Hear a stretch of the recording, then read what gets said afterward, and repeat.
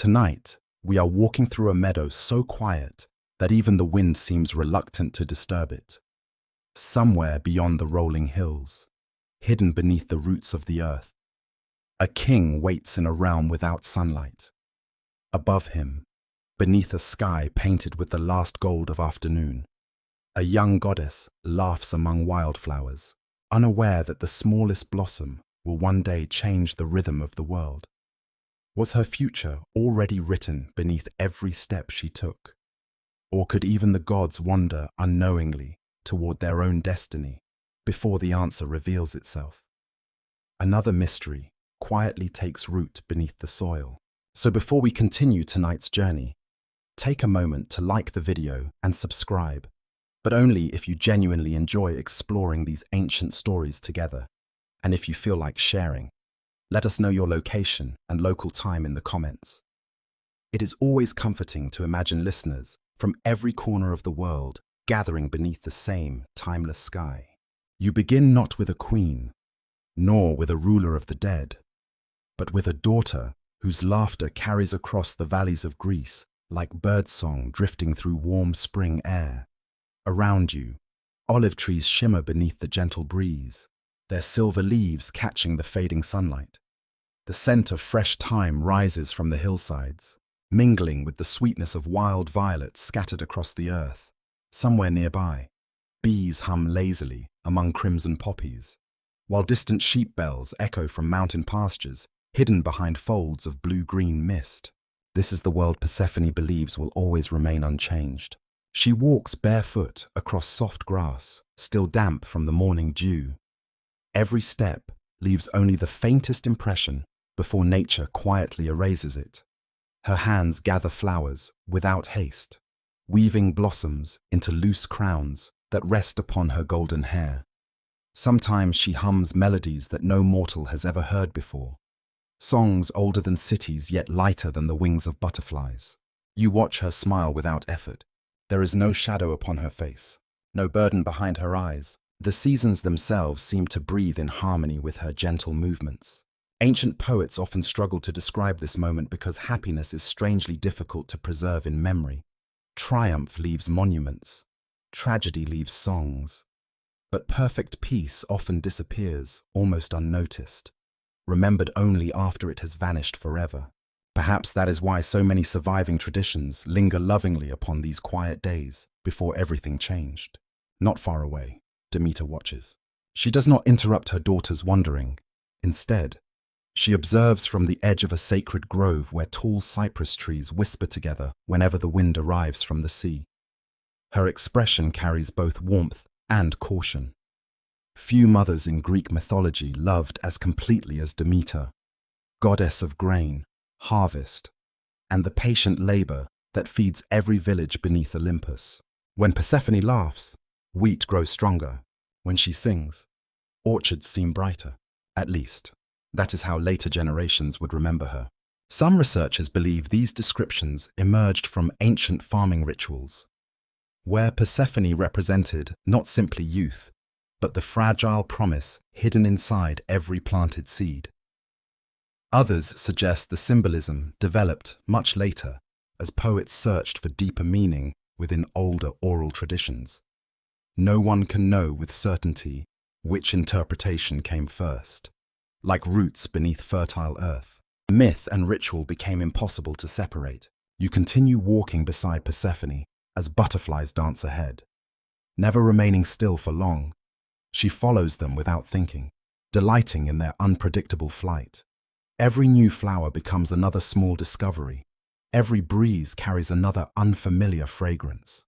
She has never known fear, at least not yet. Above, clouds drift slowly across the afternoon sky, their edges glowing white against endless blue. Far beyond mortal sight, Olympus stands calm and brilliant. The halls of the gods glitter beneath sunlight that never seems to fade. Yet even there, conversations pause from time to time as certain immortals glance toward the earth below. Not everyone watches Persephone with the same affection as Demeter. Some observe with curiosity, others with calculation. And somewhere beyond every mountain, beyond every river known to mankind, Another gaze waits beneath darkness, older than memory itself. The earth remains silent. No tremor disturbs the valley.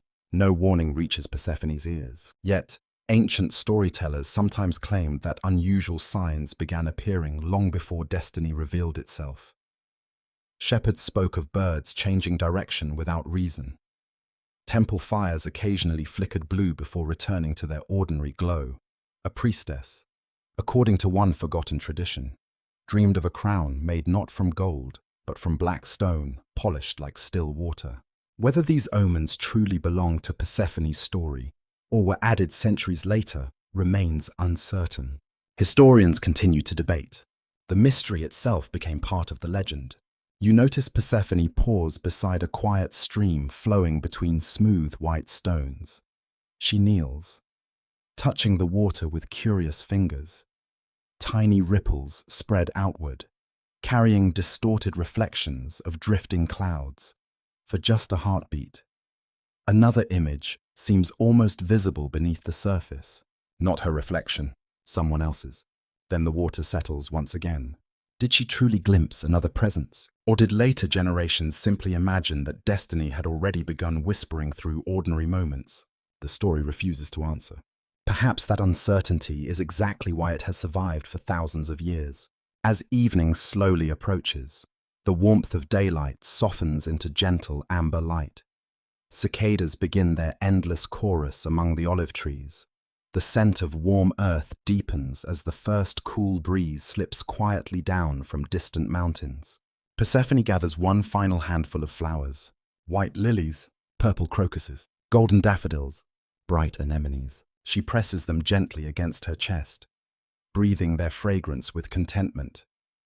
Each blossom seems ordinary enough, yet flowers have always carried strange power within Greek imagination. They bloom suddenly from unseen roots. They flourish briefly. Then they disappear beneath the soil before returning again. Life hidden within death. Death preparing another life, even now, without realizing it. Persephone walks surrounded by symbols that will one day define her entire existence. Demeter finally steps forward. Mother and daughter smile at one another without speaking. They need few words. Their affection moves quietly between them, as natural as sunlight crossing a wheat field. Together, they begin the slow journey home while evening colors spread across the western sky. Above them, the first star appears. Ancient Greeks often believed that stars carried messages beyond mortal understanding. Sailors trusted them. Priests studied them. Lovers made silent wishes beneath them. On this evening, one solitary light watches Persephone's peaceful walk across the hills. Whether it offers blessing or warning, no one can truly say, for now. The valley remains filled only with gentle voices, rustling grasses, and the comforting promise that tomorrow will resemble today. Yet, beneath those same hills, far below roots and rivers, another kingdom waits without sunrise. Its silent halls have stood unchanged since the beginning of the gods. Their ruler rarely looks toward the world above, but before long, something unseen will awaken, and when it does, every flower in this meadow will carry a different meaning forever. Morning arrives gently across the valleys of Greece, not with sudden brilliance, but with a slow unfolding of pale gold across the eastern hills. Mist lingers above vineyards and quiet streams, while dew clings to blades of grass like tiny stars that have forgotten to disappear. The air is cool against your skin, carrying the rich scent of damp earth mixed with wild rosemary and freshly opened blossoms. You walk once more beside Persephone. Yesterday's flowers have already begun to fade. She notices it immediately, their petals, so vibrant only hours before, now curls softly at the edges. One blossom slips from her fingers and settles silently upon the ground. For a long moment she simply watches it. It is beautiful, she might have said, even while it changes. Perhaps this is the first lesson she ever learned. Though she could not yet understand its meaning, nothing remains exactly as it is, not even flowers, not even daughters. Ahead, Demeter waits beside fields that stretch farther than the eye can follow. Waves of young grain shimmer beneath the rising sun, moving together with every passing breeze until the earth itself seems to breathe. Where Demeter walks, harvest follows. Where she blesses the soil, villages survive another year. You soon realize that the goddess of grain is far more than a divine mother. Every loaf of bread baked in distant harbor towns, every basket of barley carried through mountain villages, every olive grove protected from drought depends, in one way or another, upon her patient care. Mortals pray to Zeus for victory. They pray to Poseidon before sailing. But every morning, countless farmers quietly whisper Demeter's name. Without harvest, kingdoms cannot endure. Persephone grows within this world of abundance. She learns that every seed deserves respect. She watches laborers kneel beneath the summer sun, their hands rough from years of tending vineyards and wheat. Demeter never speaks to them as a queen above her subjects. Instead, she walks among them, teaching, encouraging, blessing the fields with quiet gestures almost invisible to mortal eyes. You notice Persephone watching carefully. Children often learn less from instruction than from example. She begins offering water to tired workers. She gathers scattered grain after the harvest, so nothing is wasted. She thanks shepherds for caring well for their flocks. Kindness becomes as natural to her as breathing. It is not demanded. It is simply who she is. Ancient hymns often describe Persephone with words suggesting brightness, gentleness, and quiet generosity long before she became queen of the underworld. Some scholars believe these traditions preserve memories of an older agricultural goddess whose identity gradually merged with the daughter of Demeter. Others argue that such descriptions deliberately emphasize the heartbreaking contrast between innocence and later transformation. Both possibilities remain alive today. The mystery endures. As the days pass, you notice something else. Demeter rarely allows Persephone to wander far alone, not because danger seems near, because love itself has become cautious. Whenever Persephone disappears behind a grove of cypress trees, Demeter instinctively looks toward the place where her daughter vanished. Whenever evening arrives later than expected, concern quietly settles across her face. Immortals seldom fear growing old, but they fear loss, especially those who have known deep love. Perhaps Demeter senses something beyond ordinary instinct. Perhaps mothers sometimes hear approaching sorrow long before the world itself notices. One afternoon you accompany them to a sacred spring hidden beneath towering plane trees. Marble steps descend into clear water reflecting the sky so perfectly that heaven appears to exist beneath your feet as well as above your head. Women from nearby villages arrive carrying baskets filled with fresh bread, figs, olives, and woven garlands. They leave these gifts quietly. Children kneel beside the spring. Old men remove their sandals before approaching. No one speaks loudly here. The place feels older than memory. Demeter blesses the offerings without ceremony. Persephone follows beside her, still learning each sacred gesture. She pours clear water across smooth stones, darkened by centuries of prayer. The scent of burning incense rises slowly into the cool morning air, while white smoke curls through branches overhead. A small bird lands upon the altar. It remains there unusually long. The oldest priestess notices. Her eyes narrow almost imperceptibly. Birds have always carried meaning within Greek religion. Not every unusual flight predicts disaster. Some announce change. Others reveal journeys still unseen. The priestess lowers her gaze without speaking. Perhaps she understands more than she wishes to say. Or perhaps silence itself is wisdom. Another version of the myth survives in which an elderly seer quietly warned Demeter that even the richest harvest cannot keep every flower forever. Whether this meeting truly belonged to the earliest traditions remains uncertain. Yet the image feels strangely fitting. Warnings rarely arrive with thunder. They often sound like ordinary conversation. You leave the spring together. Above, clouds begin gathering across distant mountains, although no storm yet forms. Persephone notices unusual flowers blooming beside the woodland path. They seem unfamiliar, more vivid than the blossoms surrounding them. She kneels to admire them before smiling with childlike delight. Have they always been here? Demeter studies them briefly. I do not remember. The answer seems simple, yet something about it lingers. Gods remember nearly everything. For Demeter to encounter a flower she does not recognize feels quietly unsettling. The breeze suddenly grows cooler. Leaves rustle overhead.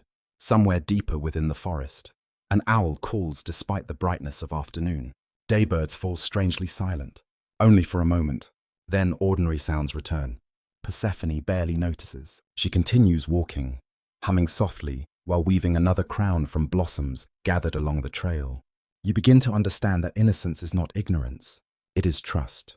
She trusts the earth beneath her feet. She trusts every path leading home. She trusts every sunrise. Most of all, she trusts that her mother will always remain beside her. That certainty gives her peace. Yet certainty can also become vulnerability. Far away, beneath the roots of mountains and beneath rivers flowing toward distant seas, another kingdom continues its endless silence. Its halls know nothing of birdsong, nothing of warm sunlight, nothing of flowering meadows. Its ruler governs fairly, yet alone. He watches souls arrive every day. He watches no one leave. Some ancient storytellers believed that Hades rarely visited Olympus because joy itself had become unfamiliar to him. Others imagined that he accepted solitude willingly, understanding that every realm demands its guardian. Whatever the truth, another thread of destiny quietly tightens. Neither Persephone nor Demeter can yet feel it. Evening approaches once more. Golden light washes across endless wheat fields until every stalk glows like polished bronze. Farmers finish their labor, singing gentle songs while gathering tools upon their shoulders. Smoke rises from distant cottages. Fresh bread bakes inside clay ovens. Children laugh as they chase one another between orchards heavy with ripening fruit. You watch Persephone pause atop a low hill. She looks across the countryside with quiet wonder. This world is beautiful. She does not speak aloud. She does not need to. Her expression says enough.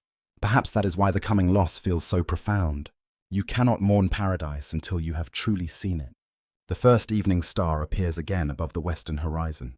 Persephone smiles toward its quiet light. She believes tomorrow will bring another peaceful morning, another walk among flowers, another day beside her mother, yet somewhere beyond sight. Dreams already stir beneath the earth, and before many more sunsets pass, those dreams will begin reaching upward through the roots of the world, searching for the daughter of the harvest. Night settles softly across Greece, wrapping mountains and valleys beneath a cloak of silver moonlight. The day's warmth lingers only in the stones, while cool air drifts down from distant peaks, carrying the scent of pine resin and wild sage. Above you, countless stars scatter across the heavens, so numerous that the darkness seems filled with quiet fires. You walk beside Persephone once again. The meadow lies behind you now. Before you stretches an ancient forest where moonbeams filter gently through towering oaks. Every leaf glimmers as though brushed with pale silver. Somewhere in the distance, an unseen stream murmurs over smooth rocks, its endless song blending with the chirping of crickets hidden among the grasses. Persephone walks more slowly tonight. The peaceful confidence that once guided every step has begun to change, though she cannot explain why. Sometimes she pauses without reason. Sometimes she glances over her shoulder, not because she hears footsteps, because she feels something. It is not fear, not yet. It is awareness. Many ancient traditions believe that destiny does not suddenly appear. Instead, it arrives gradually, almost like the changing seasons. Long before great events unfold, the soul begins sensing movements beyond ordinary understanding. Whether this belief reflects religion or poetry remains uncertain. Yet it echoes beautifully through Persephone's story. You notice her kneel beside a pool, hidden among smooth marble stones. The water is perfectly still, reflecting the moon with astonishing clarity. She reaches toward the surface, allowing cool water to slip through her fingers. For an instant, another reflection seems to appear. Not beside her, not behind her, far beneath her, dark, silent, watching. She blinks. Only the moon remains. Did she imagine it? Or did another pair of eyes briefly look upward from a kingdom where no stars have ever shone? The answer disappears with the ripples. Persephone says nothing. Yet she returns to that pool several nights afterward. Something continues drawing her there. You begin noticing other small changes. Flowers she once picked without thought now hold her attention for longer. Instead of gathering them immediately, she studies the roots pushing patiently through the earth. She wonders how life can disappear beneath the soil each autumn and somehow return stronger in spring. Seeds vanish, yet they are not lost. This mystery fascinates her. Demeter notices the questions growing within her daughter. One afternoon, while walking through newly planted fields, Persephone asks softly, "Mother, where do seeds go before they rise again?" Demeter smiles. They sleep. And if they never awaken, they always try. The answer seems comforting. Yet Persephone continues thinking. What kind of place shelters sleeping seeds? Does darkness destroy them or protect them? These questions linger long after the conversation ends. Some modern interpreters believe Persephone's fascination with hidden life reflects her future role between growth and death. Others suggest the symbolism emerged naturally from agricultural rituals, honoring the yearly cycle of planting and harvest. Perhaps both are true. Ancient myths often allow several truths to exist together. Days pass peacefully, yet dreams begin visiting Persephone. At first they seem ordinary. She walks through familiar meadows. She hears birds singing. She smells warm wheat beneath the summer sun. Then, slowly, everything changes. The flowers become strangely luminous. The ground beneath her feet grows dark, not with decay, but with polished stone. Rivers flow silently without reflecting the sky. Towering columns rise from unseen depths, their black surfaces glowing faintly beneath mysterious light. Someone waits ahead. You never see his face, only his presence, calm, patient, unmoving. He never speaks. Yet when Persephone awakens, she remembers an overwhelming feeling rather than clear images. Not terror, loneliness, as though she had briefly stood beside someone who had forgotten what laughter sounded like. She tells no one, not even Demeter. Dreams belong to the night. Morning seems too bright for such strange memories. Still, they return, again and again. Far below the world above, another silence unfolds. You descend in imagination through layers of stone untouched by sunlight. Rivers of shadow wind through vast caverns where ancient spirits drift without hurry.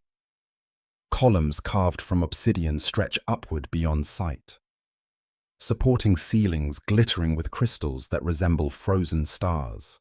Here stands the kingdom of Hades. It is not a place of screaming torment, as later generations sometimes imagined.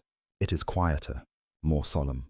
Every footstep echoes, every whisper lingers. Countless souls pass through its gates each day, guided by destiny rather than judgment alone. Its ruler watches over them with unwavering discipline. Hades rarely raises his voice. He rarely smiles. He rarely leaves. Responsibility has become the shape of his existence. Ancient literature often portrays him not as cruel but as distant, carrying the immense burden of governing every mortal who has ever lived. Some scholars argue that his isolation made him one of Olympus's most misunderstood gods. Perhaps loneliness itself became another kind of prison.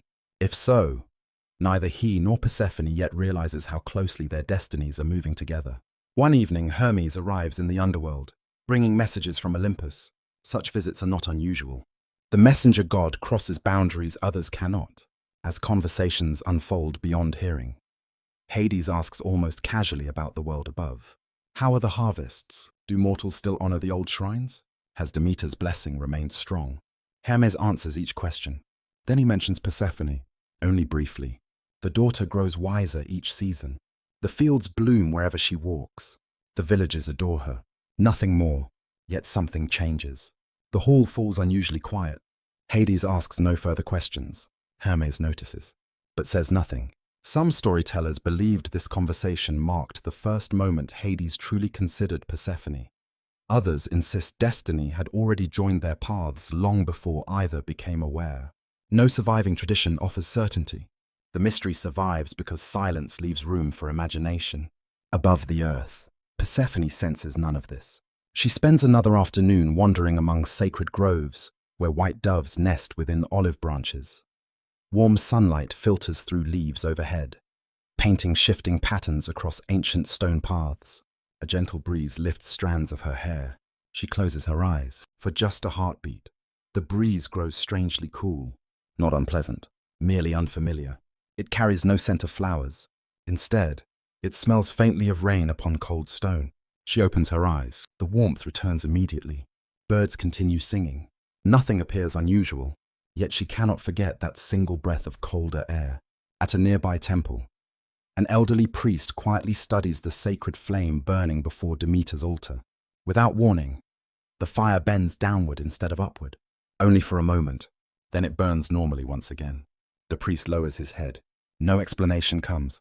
Among ancient Greeks, unusual behavior of sacred fire sometimes suggested that unseen powers had drawn near. Whether this belief reflected genuine religious practice or poetic imagination remains debated. Still, the image remained powerful enough to endure across centuries. As twilight approaches, Persephone and Demeter climb a gentle hillside overlooking fields now glowing beneath the colors of sunset. Orange fades into crimson. Crimson fades into violet. Shadows lengthen slowly across the valleys below. Mother and daughter sit together without speaking. The silence feels peaceful. Yet beneath that peace lies something neither wishes to acknowledge. Children cannot remain children forever. Even immortals must one day step beyond the shelter of those who love them. Persephone rests her head against Demeter's shoulder. For this evening, that is enough. Above them, a single shooting star crosses the heavens before disappearing beyond the western mountains. Many believed such lights carried messages from the fates themselves. Whether blessing or warning, no mortal could ever know. Far beneath those same mountains, another gaze lifts quietly toward a world it cannot reach. The distance between light and shadow grows smaller with every passing day, and somewhere deep within the sleeping earth, a flower, unlike any other, has already begun preparing to bloom. Dawn arrives wrapped in a veil of pale mist, soft enough to blur the edges of hills and forests until the whole landscape seems suspended between dream and waking. The first birds greet the morning with quiet songs, while the scent of damp earth rises gently beneath your feet. Somewhere beyond the distant sea, sunlight slowly begins to spill across marble temples and sleeping villages. Everything feels wonderfully ordinary. That is often how destiny chooses to arrive, not with thunder, not with armies, but with one peaceful morning that seems no different from countless others. You walk beside Persephone as she leaves Demeter's sacred sanctuary with a small gathering of companions. Their laughter drifts across the fields like light carried upon the breeze. Young nymphs weave fresh garlands from poppies, crocuses, lilies, and delicate blue irises. Their white robes ripple softly as they cross meadows still jeweled with dew. The air tastes fresh. The sunlight is warm but gentle. Every flower appears to welcome the coming day. Demeter watches them disappear beyond the nearest hill. For just a moment, something unsettles her. She cannot explain it. She almost calls Persephone back. Almost. Instead, she smiles and raises one hand in farewell. The feeling passes, or so she believes. You continue walking deeper into the countryside. Where the valleys become quieter and fewer, shepherds guide their flocks. Tall grasses sway in long green waves. Butterflies drift lazily among wild blossoms. Bees hum from flower to flower, filling the air with a comforting rhythm that seems older than memory itself. Persephone bends often to admire the growing life around her. She has always loved flowers, not because they are rare, because each one feels like a small miracle. Life emerging from darkness, beauty rising from hidden roots. As the morning stretches onward, the meadow becomes unlike any you have seen before. The colors seem richer, the fragrances stronger, the breeze almost musical. Some ancient traditions claim the gods themselves prepared this place. Others believed the earth responded naturally to Persephone's presence, blooming more abundantly wherever she wandered. Still another version survives. It whispers that someone else prepared the meadow, someone hidden far below. No tradition agrees completely, yet every version understands one truth. This field was no ordinary place. Persephone pauses. Ahead, growing entirely alone, stands a single flower unlike any surrounding it. Its petals shimmer with impossible brightness. White at first glance, then faintly golden, then touched with soft violet whenever sunlight catches its edges. Its fragrance reaches you before you approach. Sweet, fresh, almost impossible to describe. It carries hints of spring rain, blooming orchards, mountain herbs, and something even older, something timeless. Persephone smiles. I have never seen one like this. Her companions remain behind, distracted by butterflies and birdsong. She walks forward alone. Each step feels strangely quiet. The wind fades. Birdsong disappears. Even the buzzing bees seem suddenly absent. Only your footsteps remain. Then even those sounds vanish. Ancient poets called the blossom a narcissus, though unlike any ordinary flower growing in Greece. Some surviving hymns suggest Gaia herself caused it to bloom. Others insist Zeus permitted its appearance to fulfill a destiny already woven by the fates. Historians continue debating whether these differing versions reflect competing religious traditions or simply centuries of storytelling. The flower keeps its secret. Persephone kneels. The earth feels cool beneath her fingertips. She reaches toward the glowing petals. There is no fear upon her face, only wonder. She gently wraps her fingers around the stem and pulls. The world changes. A sound unlike thunder erupts beneath the earth. Not loud, deep. So deep that it seems to rise through your bones rather than your ears. The meadow trembles. Grass bends violently. Flowers scatter into the air. Birds explode upward from distant trees in frightened clouds. The ground begins opening, not breaking. Opening, as though invisible doors buried beneath the soil have finally unlocked after ages of waiting. A vast chasm appears before you. Darkness breathes upward. Cold air rushes across the meadow, carrying scents unknown beneath the living sky. Stone, ancient rivers, minerals untouched by sunlight. Silence. Then the horses appear. 4 magnificent black stallions burst upward from the opening earth, their manes flowing like smoke, their hooves striking sparks against shattered stone. They pull a golden chariot unlike anything crafted upon Olympus. Its beauty is solemn, its brilliance restrained. No unnecessary ornament, only strength. Standing within it is Hades. He wears no crown blazing with jewels, no armor announcing conquest. Instead, he stands clothed in dark robes edged with quiet gold. His face calm, unreadable, almost impossibly still. You expect rage. You find certainty. Ancient artists rarely portrayed Hades with cruelty upon his features. More often, they showed a ruler carrying the unchanging weight of eternal responsibility. Whether he acted from love, loneliness, obedience to fate, or all three together has remained one of mythology's oldest unanswered questions. Persephone freezes. For one heartbeat, neither moves. The king of the dead looks upon the daughter of spring. The daughter of spring looks upon the ruler of shadows. The world itself seems to stop breathing. Did they recognize something already waiting inside destiny? Or were they simply strangers meeting for the first time? No surviving myth offers complete certainty. Then movement returns. Hades reaches toward Persephone. She cries out.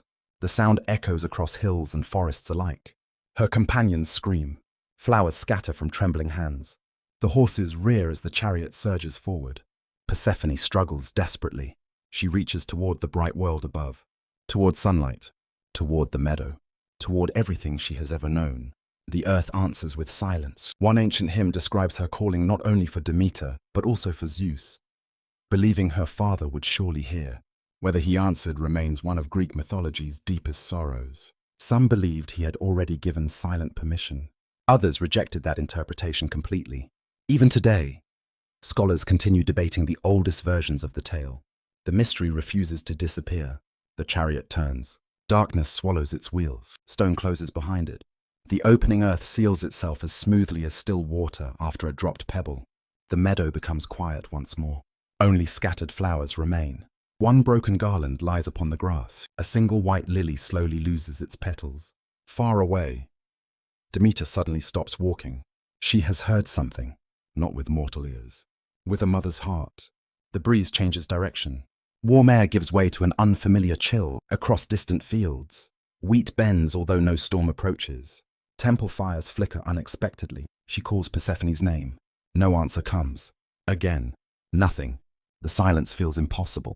She begins walking, then running. Her golden robes catch upon branches as she searches the valleys. She questions every shepherd, every nymph, every traveler. No one has seen where her daughter has gone. Only abandoned flowers remain beneath an unusually quiet sky.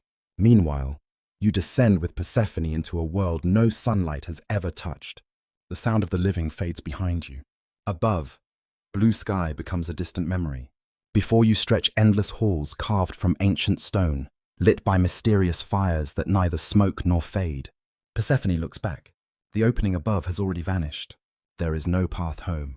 Not today. Not tomorrow. Perhaps not ever. The daughter who began this morning wandering peacefully among flowers has crossed a boundary no immortal can ignore. The meadow still blooms above, yet beneath its roots, another life has already begun. And neither the world of the living nor the kingdom of the dead will ever be the same again. You descend into darkness beside Persephone, following the fading thunder of the chariot through passages where no living breeze has ever moved. The black horses race across stone that glimmers faintly beneath their hooves, and each spark disappears before it can bring true light. Behind you, the last memory of the meadow closes like a door. Ahead waits a kingdom built from silence. Persephone does not stop struggling. Her hands grip the edge of the chariot. Her breath comes quickly. Flowers still cling to her hair, though many petals have already fallen across the dark road behind her. Their colors seem painfully bright in this place. Small fragments of spring carried into a realm that has never known it. Hades stands beside her. He does not restrain her with chains. He does not need to. Every path leads deeper. Every gate closes after they pass. At last. The horses slow before two enormous doors carved from stone, darker than night. Figures of sleeping lions guard the entrance, their eyes polished smooth by centuries of ritual touch. Beyond them stretches a hall so vast that its ceiling disappears into shadow. Torches burn without warmth. The air tastes faintly of iron and cold water. Persephone steps down from the chariot. Cold stone meets her bare feet. She flinches. This is the first sensation she remembers clearly from the underworld. Not terror, not even grief. Cold. The chill rises through her body and settles somewhere near her heart. You feel it with her, for the first time in her existence. She stands beyond Demeter's reach. No familiar voice follows. No sunlight touches her skin. No birds sing overhead. She calls for her mother once more. Her voice travels across the hall, repeating itself in smaller and smaller echoes until only silence remains. Hades waits. Perhaps he expects anger. Perhaps he expects pleading. Persephone offers both. She demands to be returned. She asks whether Zeus permitted this. She asks whether Demeter knows. She asks what crime she has committed. Hades answers carefully, but no answer can soften what has happened. Some traditions claim he speaks of marriage and destiny. Others imagine he speaks only of necessity, as though fate has already decided everything for them. No surviving story preserves Persephone's exact words, yet her grief needs no invention. You can see it in the way she turns away from him. You can hear it in the silence that follows. The ruler of the dead has brought her into his kingdom, but he has not earned her trust. That difference will shape everything. Servants arrive quietly. They are not monsters. They are pale attendants dressed in dark robes. Spirits who have served within these halls longer than most cities have existed. They bow to Persephone with solemn respect. Your chambers are prepared. The words strike her more sharply than cruelty might have done. Prepared, as though everyone knew she would come, as though her life above had been only a temporary beginning. She follows because there is nowhere else to go. Her chamber is beautiful. That makes it worse. The walls are carved with flowers formed from black marble. Silver lamps glow beside a bed covered in soft woven cloth. A basin of clear water stands near a polished mirror. Precious stones shine from every corner, red as pomegranate seeds and blue as twilight. Hades has tried to create comfort. He has created a reminder. Everything resembles the living world without being alive. Persephone touches one carved flower. It is flawless. It has no scent. She pulls her hand away. Ancient storytellers often describe the treasures of the underworld with uneasy admiration. Beneath the earth lay gold, silver, gemstones, and the hidden wealth of kingdoms. Hades possessed more riches than any god above, yet none of it could purchase sunlight. None of it could replace one meadow. That first night, Persephone does not sleep. You remain beside her as she listens to unfamiliar sounds beyond the chamber walls. Distant footsteps pass through corridors. Water flows somewhere deep below. Occasionally, a low murmur rises and fades, perhaps from souls crossing into the kingdom. She wonders whether morning is approaching. Then she remembers there is no morning here. Time feels different beneath the earth. Hours have no color. Days have no sunrise. How long has she been gone? Has Demeter begun searching? Does the meadow still hold the flowers she dropped? Questions circle endlessly through her mind. At last, exhaustion brings a restless dream. She stands once more in a field of wheat. Demeter waits at the far end, calling her name. Persephone runs toward her, but the field stretches farther with every step. The grain turns grey, the sky darkens, roots rise from the soil and curl around her ankles. Then a voice whispers from beneath the ground. "You cannot return unchanged." She wakes suddenly. The room remains still. Was the dream a warning from the fates? Was it only fear? No one can know. Still, the words remain with her. You cannot return unchanged. In the days that follow, Hades keeps his distance. This surprises her. He does not force conversation. He does not demand affection. He orders that she be treated as a queen, though she refuses the title each time it is spoken. I am not your queen. The attendants lower their eyes. Hades hears. His expression barely changes, yet loneliness deepens around him like another shadow. Persephone notices despite herself. She begins to understand that this kingdom has shaped him as thoroughly as the meadow shaped her. He moves with absolute control because nothing here can be allowed to escape its appointed place. Every soul must pass through the proper gates. Every oath must be remembered. Every boundary must remain unbroken. He is not chaotic. He is not careless. That does not make his choice right, but it makes him more difficult to hate simply. This troubles her. Anger is easier when the person before you seems entirely cruel. Hades is not. He is patient, reserved, and terribly alone. One evening, if evenings can exist in such a place. He brings Persephone to a balcony overlooking the asphodel fields. Countless spirits move below like mist beneath moonlight. Some wander quietly. Others sit beside pale flowers, remembering lives that have already ended. Persephone watches them in silence. She has never seen so many lost faces. Do they suffer, she asks. Some do. Can you help them? Sometimes.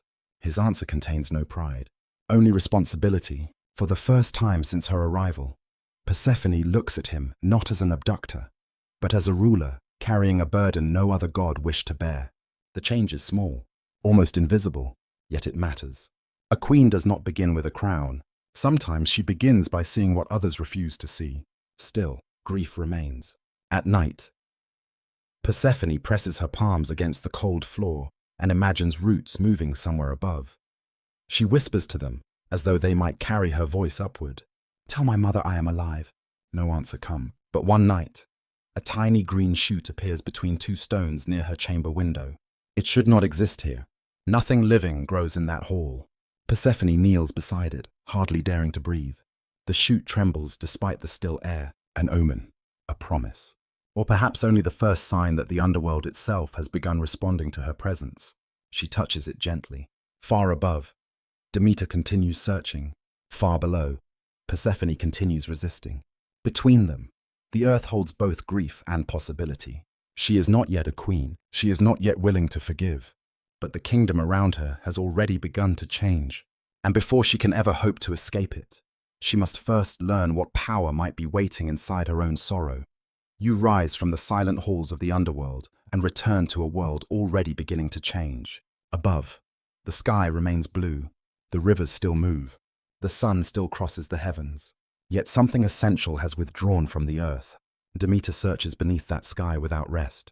You walk beside her across valleys once bright with grain. Her golden hair hangs loose around her shoulders. Dust gathers upon her robes.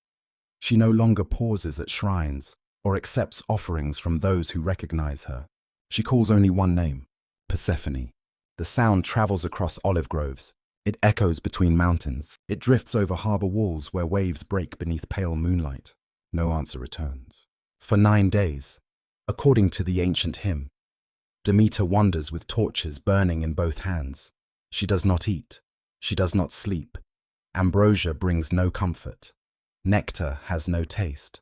Grief has made the immortal world seem empty. Each night, torchlight throws long shadows across her face. Shepherds glimpse her passing over distant hills and hide their children indoors. Fishermen see an unnatural glow moving beside the shore and whisper prayers to gods they cannot name. Demeter questions everyone. Nymphs, birds, rivers, priests, travelers returning from distant islands. Most know nothing. Some lower their eyes. One tradition claims that Hecate heard Persephone's cry from her cave. Another says the sun god Helios witnessed everything from his chariot above. Ancient versions disagree over who first revealed the truth, but all remember Demeter's desperation. At last, Hecate approaches beneath a star-filled sky. Her torches burn with pale fire. Dogs move silently at her side. The goddess of crossroads speaks gently. Because some truths are too sharp for careless words, she heard a cry. She did not see who took Persephone. Together, they seek Helios. You stand with them at dawn as the sun god rises above the eastern sea. Golden light spills across the water, but Demeter feels no warmth. Helios knows. Nothing beneath the open sky escapes his gaze. When he tells her that Hades carried Persephone below, anger strikes deeper than grief. Then comes the crueler revelation. Zeus knew. Perhaps he approved. Perhaps he simply allowed destiny to move without interference. The ancient stories never make his responsibility entirely comfortable. Demeter lifts her eyes toward Olympus. Distant thunder answers. No apology follows. Something inside her hardens. She has lost her daughter. Now she withdraws her gifts. At first, the change seems small. A few wheat stalks fail to ripen. Olive blossoms fall before forming fruit. Young vines wither along their trellises. Farmers blame poor soil. Then rain stops. The sun remains bright. But warmth no longer feeds the fields. Seeds lie buried without awakening. Grass turns brittle beneath the feet of grazing animals. Villagers begin counting their remaining grain. Mothers bake smaller loaves. Old men remember famines from childhood. No one yet understands that the goddess of harvest has turned away. You travel beside Demeter as she leaves Olympus behind and walks among mortals in disguise. She takes the shape of an elderly woman, carrying sorrow like a cloak around her body. At Eleusis, she sits beside a well beneath the shade of an olive tree. The stone feels cool beneath her. Young women from the royal household approach with water jars balanced upon their shoulders. They see only a weary stranger. They offer kindness. Demeter accepts. For a brief time, she enters the house of King Celeus and Queen Metanera. She becomes nurse to their infant son, Demophon. Here, grief seeks another shape. Perhaps she wishes to protect one child because she could not protect her own. Perhaps she wishes to prove that mortality can be defeated.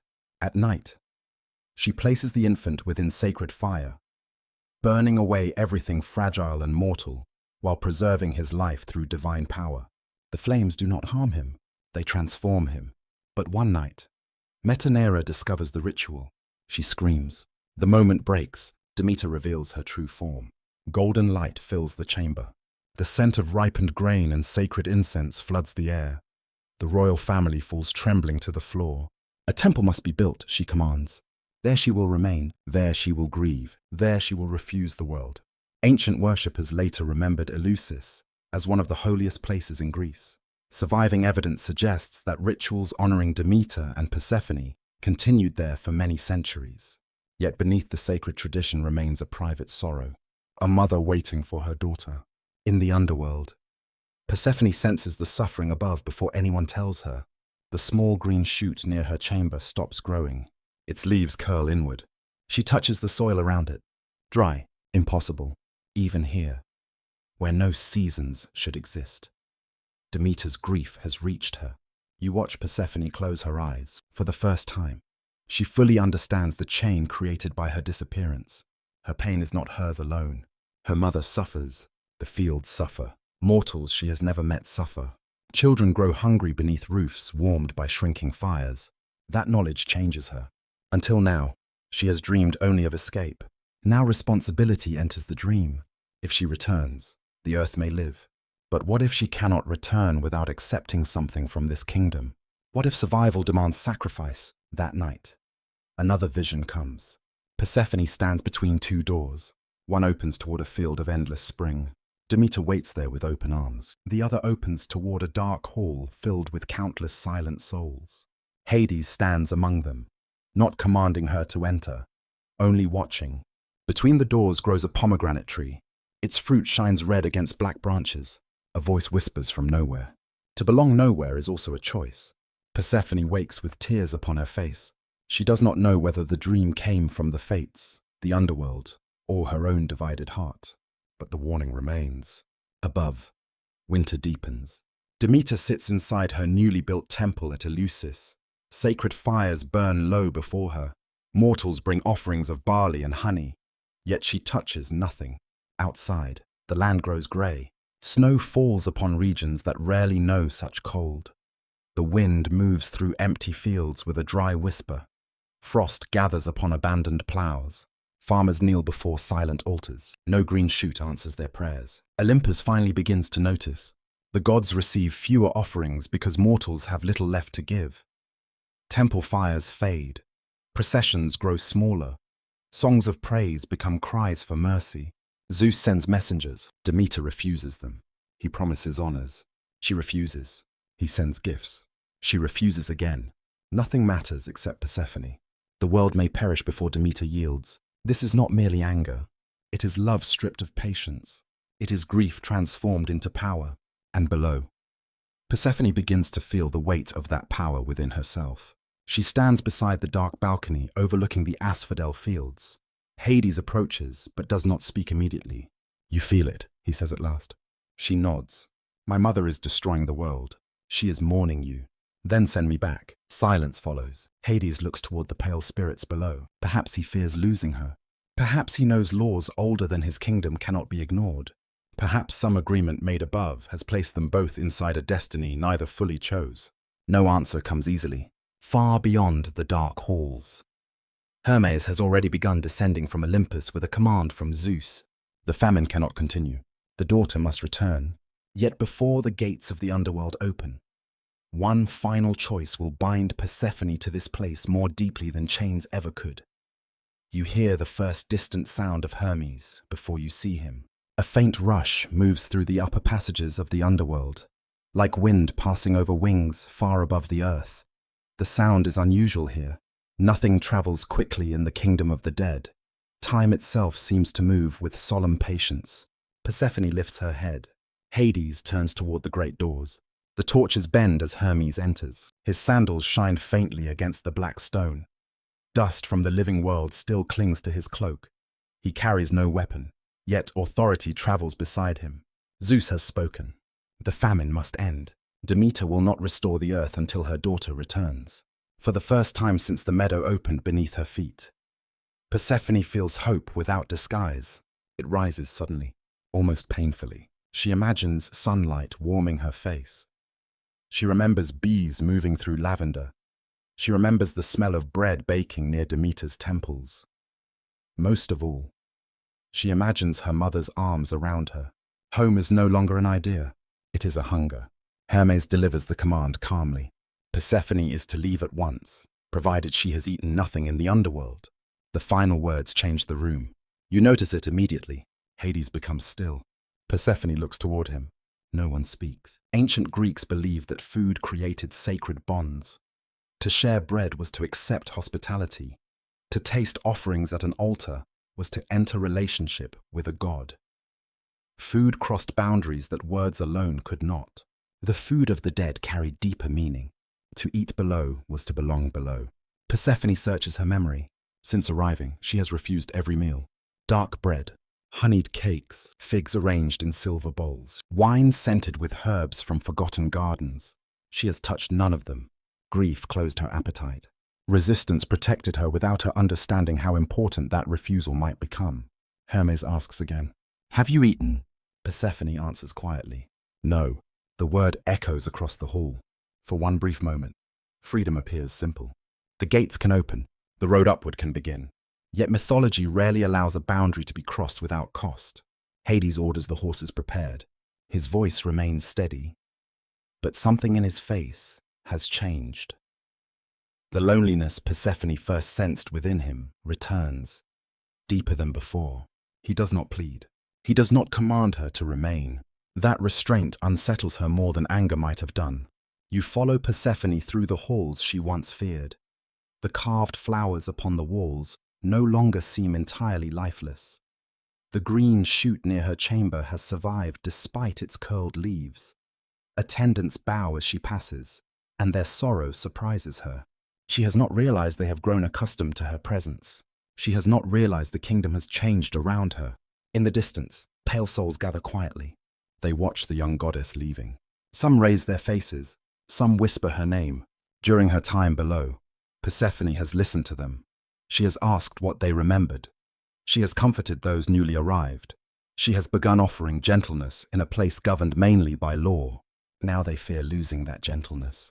Persephone feels their gaze. Her joy becomes more complicated. Can you long for home and still mourn what you leave behind? Can captivity create responsibility without becoming acceptable? The myth never answers comfortably. At the entrance hall, the chariot waits. Its dark horses stamp against the stone, breathing pale mist into the cold air. Hermes stands nearby, ready to guide the journey toward the living world. Hades approaches Persephone. In his hand rests a pomegranate. Its skin glows deep red beneath the torchlight. Persephone recognizes it from her dream. The tree between two doors, the shining fruit, the warning.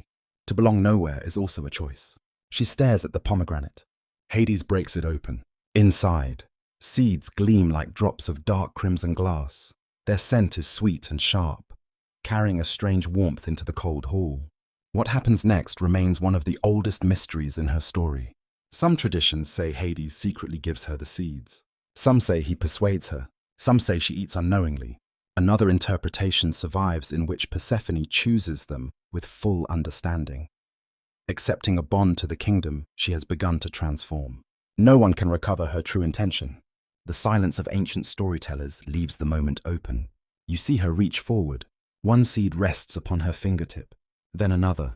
Perhaps 6, perhaps 4, perhaps only 1. The number changes across surviving traditions. The meaning does not.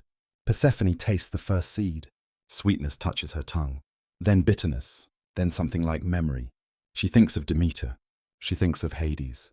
She thinks of the souls waiting in pale fields. She thinks of the meadow. She thinks of the small green shoot growing between stones where life should not exist. With each seed, the path before her divides, not into good and evil, into belonging and responsibility. Hermes notices too late. His expression tightens. Hades closes his hand around the empty rind. Persephone says nothing. Did she understand? Did Hades deceive her? Did fate move her fingers? The uncertainty survives because Persephone herself stands at the center of several possible truths. She can be victim. She can be chooser. She can be both. Human lives often contain such contradictions. So do divine ones. The chariot begins to move. Persephone steps into it. But this journey feels different from the first. She is no longer crying out. She is no longer reaching blindly toward a disappearing sky. She stands upright. The underworld recedes behind her. Hades remains at the gate. Their eyes meet across the widening distance. No promise passes between them. No farewell is spoken. Yet something now binds them more securely than force. Persephone looks away first. The road upward winds through caverns where minerals glitter like stars trapped inside stone. Cold air gradually changes. It begins carrying traces of soil, moss, and rain, the scent of life. Persephone closes her eyes and breathes deeply. Above, Demeter waits near Eleusis. She has received a sign. During the night, the sacred fire rose suddenly toward the ceiling. A single green blade pushed through the frozen earth outside her temple. Hecate saw 3 torches ignite without mortal hands. The daughter is returning. Demeter leaves the temple before dawn. She stands in a barren field where frost covers the ground. The sky above is colorless. Her hands tremble despite her divine strength. Then the earth begins to move. A crack opens. Warm air rises from below. The horses emerge first. Hermes follows. Then Persephone steps into the grey light. For one heartbeat, mother and daughter only stare. The distance between them holds every night of grief. Then Demeter runs. Persephone runs toward her. They meet upon the frozen ground with such force that both nearly fall. Demeter holds her daughter as though the world might steal her again. Persephone buries her face against her mother's shoulder and breathes the familiar scent of wheat, smoke, and sacred oil. Neither speaks. Words would make the moment smaller. Around them, the earth responds. Frost begins melting. Tiny flowers push through the soil. Birds call from distant trees. Water starts moving beneath ice. The world awakens with them. Yet Demeter soon notices something. A shadow within her daughter's gaze. a stillness that did not exist before. She touches Persephone's face. Did you eat anything below? Persephone hesitates. That hesitation is enough. Joy gives way to dread. The seeds have created consequence. Zeus cannot ignore the bond. Hades cannot claim her entirely. Demeter cannot keep her forever. A compromise must now be made. Persephone will spend part of each year above and part below. The exact division changes between traditions, just as the number of seeds changes. But every version remembers separation. Every reunion will contain a future farewell. Every farewell will promise return. Persephone looks across the awakening field. She has come home. Yet she is no longer only the daughter who left. The earth recognizes her. So does the darkness beneath it. And while spring quietly rises around her feet, destiny begins preparing the first season in which she must willingly turn back toward the kingdom below. You stand beside Persephone as spring quietly unfolds across Greece. The transformation begins almost too gently to notice.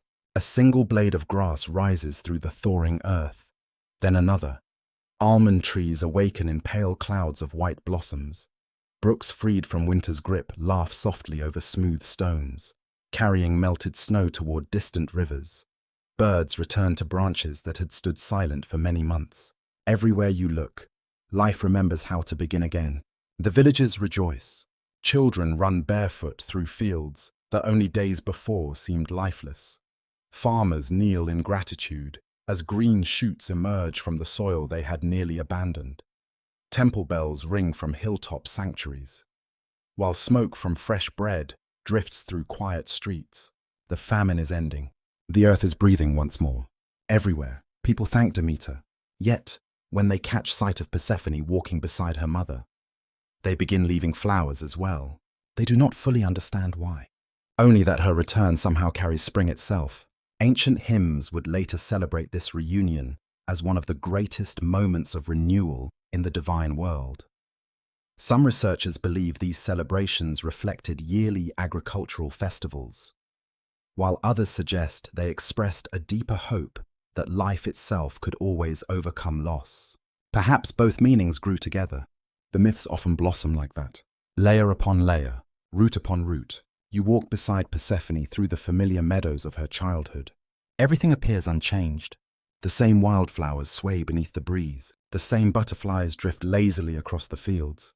The same skylarks sing high above. Yet she notices details she once overlooked. The petals seem more fragile, the sunlight more precious. Even the warmth upon her skin feels like a gift that could vanish again. Loss has changed the way she sees beauty. She kneels beside the stream, where months before, she thought she had glimpsed another reflection beneath the water. This time only her own face looks back, but something within it has changed. Her eyes carry quiet depth. The innocence of endless spring has given way to understanding. She now knows that joy survives not because suffering never comes, but because suffering eventually passes. Demeter watches her daughter carefully. She smiles often. She laughs again. Yet sometimes she notices Persephone fall silent without warning, gazing toward distant mountains as though listening for a voice no one else can hear. The underworld has not released its hold completely.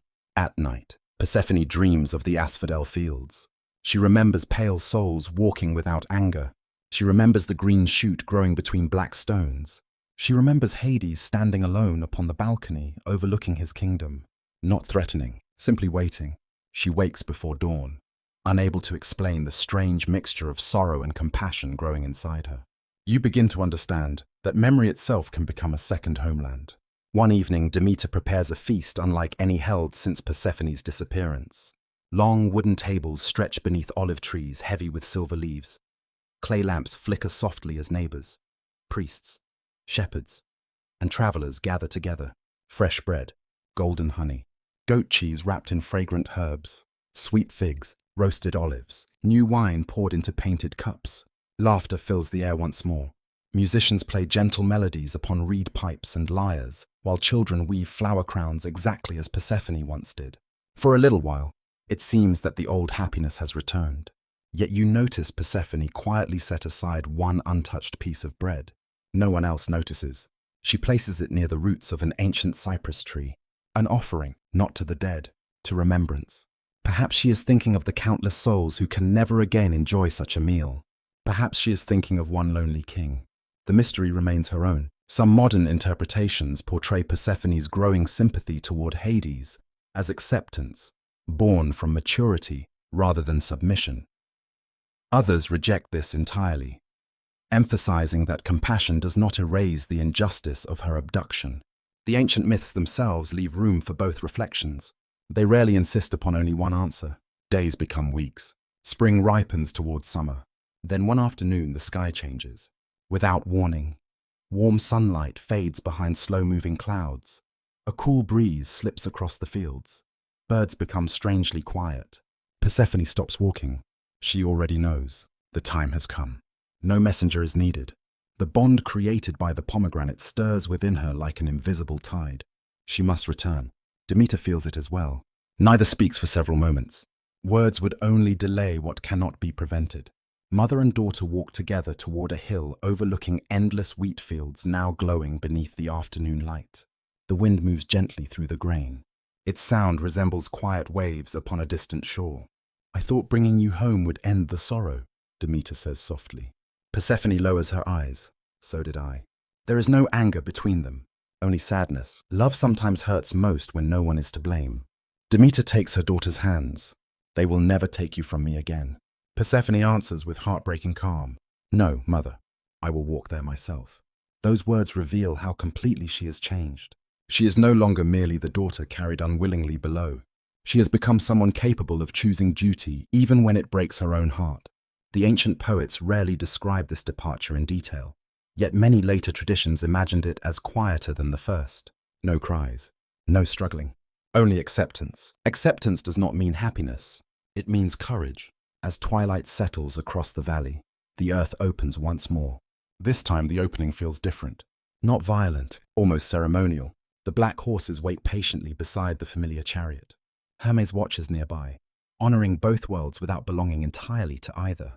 Persephone embraces Demeter. The embrace lasts longer than either intends. The scent of wheat, the warmth of familiar hands, the sound of her mother's heartbeat. She memorizes every detail. Demeter does the same. Then Persephone steps into the chariot. She looks back only once, not because she doubts, because she loves. As the earth slowly closes behind her, Demeter remains standing upon the hillside until darkness covers the land. The following morning, the villagers notice small changes. The air grows cooler. Leaves begin turning gold. Harvest begins. No panic follows. People now understand. The seasons themselves have become Persephone's footsteps. When she walks above, spring and summer bloom. When she journeys below, autumn prepares the earth for winter's quiet sleep.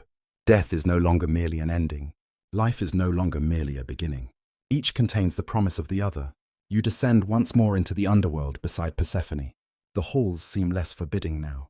The carved flowers no longer appear entirely lifeless. The green shoot beside her chamber has become a climbing vine bearing tiny white blossoms impossible for this kingdom. Attendants smile gently as she returns. Even the pale souls seem to stand a little straighter. Hades waits where he first welcomed her. He says only 4 words. "Welcome home, Persephone." She studies him carefully. Then she gives the smallest nod. Not surrender. Not complete forgiveness. Recognition.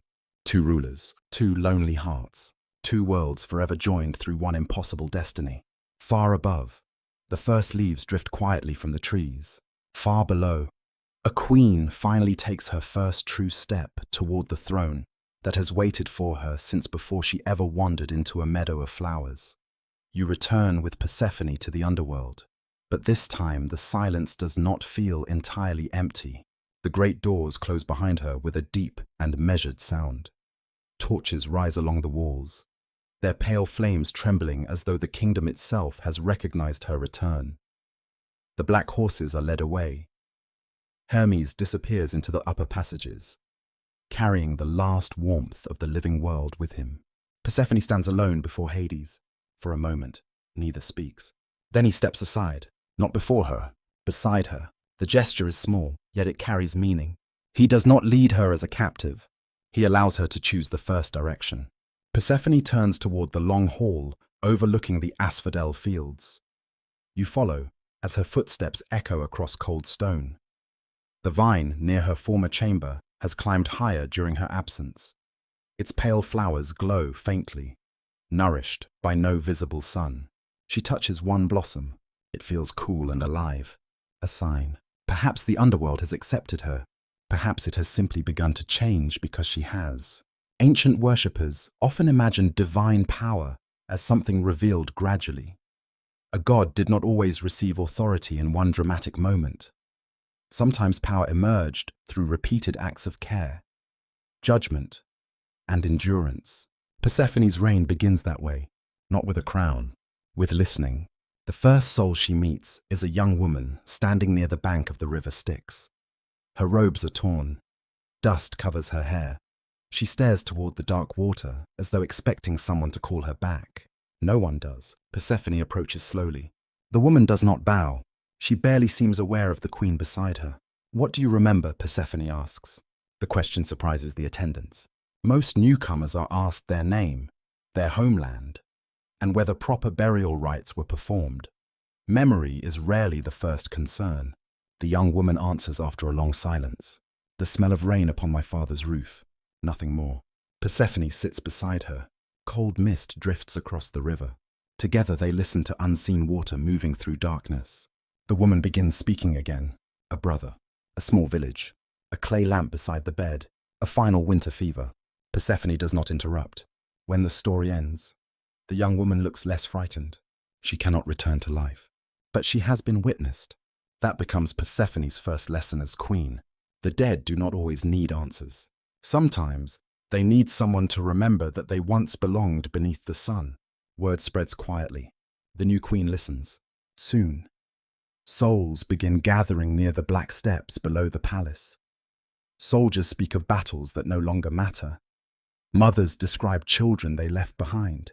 Sailors remember the taste of salt and the cry of gulls above harbor walls. A king insists that his name should still command respect. Persephone listens until pride fades into grief. A shepherd asks whether his dog waited beside his grave. Persephone cannot know. Still, she promises that love is rarely wasted. Each encounter shapes her. She begins recognizing the many forms of sorrow. Regret speaks quickly. Shame avoids the eyes. Love often remains silent. Hades watches from a distance.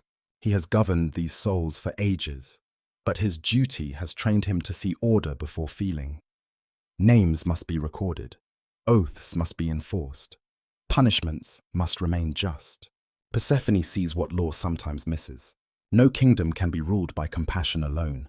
But law without compassion becomes another kind of darkness. Their differences begin creating tension. One day, a mortal prince arrives without proper burial. His body lies somewhere above, abandoned after a failed rebellion, without funeral rites. He cannot cross the river. The ancient law is clear. He must wait. Persephone asks how long. Until the living honor him, Hades replies. And if they never do, then he waits. The answer troubles her. The prince stands nearby, hearing every word. He does not ask for special treatment. That makes his helplessness harder to ignore. Persephone studies Hades. Who made this law? It is older than either of us. That does not make it merciful. It makes it necessary. Their voices remain calm. The disagreement does not. For the first time, Persephone understands the weight of ruling beside someone whose instincts differ from her own. Hades fears disorder. Persephone fears indifference. Both fears are reasonable. That is what makes compromise difficult. That night, Persephone dreams of a scale balanced above a river. On one side rests a stone tablet covered in laws. On the other rests a single human tear. The scale refuses to settle. A faceless woman whispers from the darkness. Justice without memory is only measurement. Persephone wakes before the pale torches dim. Was the dream sent by Themis, goddess of divine order? Was it a warning from the fates, or had the sorrow of thousands simply entered her sleep? No one can say. By morning, Persephone offers a solution. The prince will wait, but not without hope. A messenger dream will be sent to someone in his homeland. If even one living person remembers him and performs a simple rite, passage will be granted. Hades considers. The law remains intact. Compassion creates a path through it. He agrees. Several nights later, far above, an elderly servant dreams of the abandoned prince standing beside a dark river. She awakens weeping and walks beyond the city walls. There, beneath moonlight, She pours wine upon the earth and speaks his name. Below, the prince crosses. The story spreads among the dead. Persephone has not broken the law. She has taught it to bend without losing its shape. Hades begins consulting her. At first, only in small matters. A disputed oath, a soul unable to remember its name, a mother begging to remain near her child.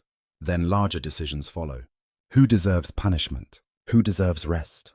Can remorse change a sentence? Does ignorance lessen guilt? The questions have no easy answers.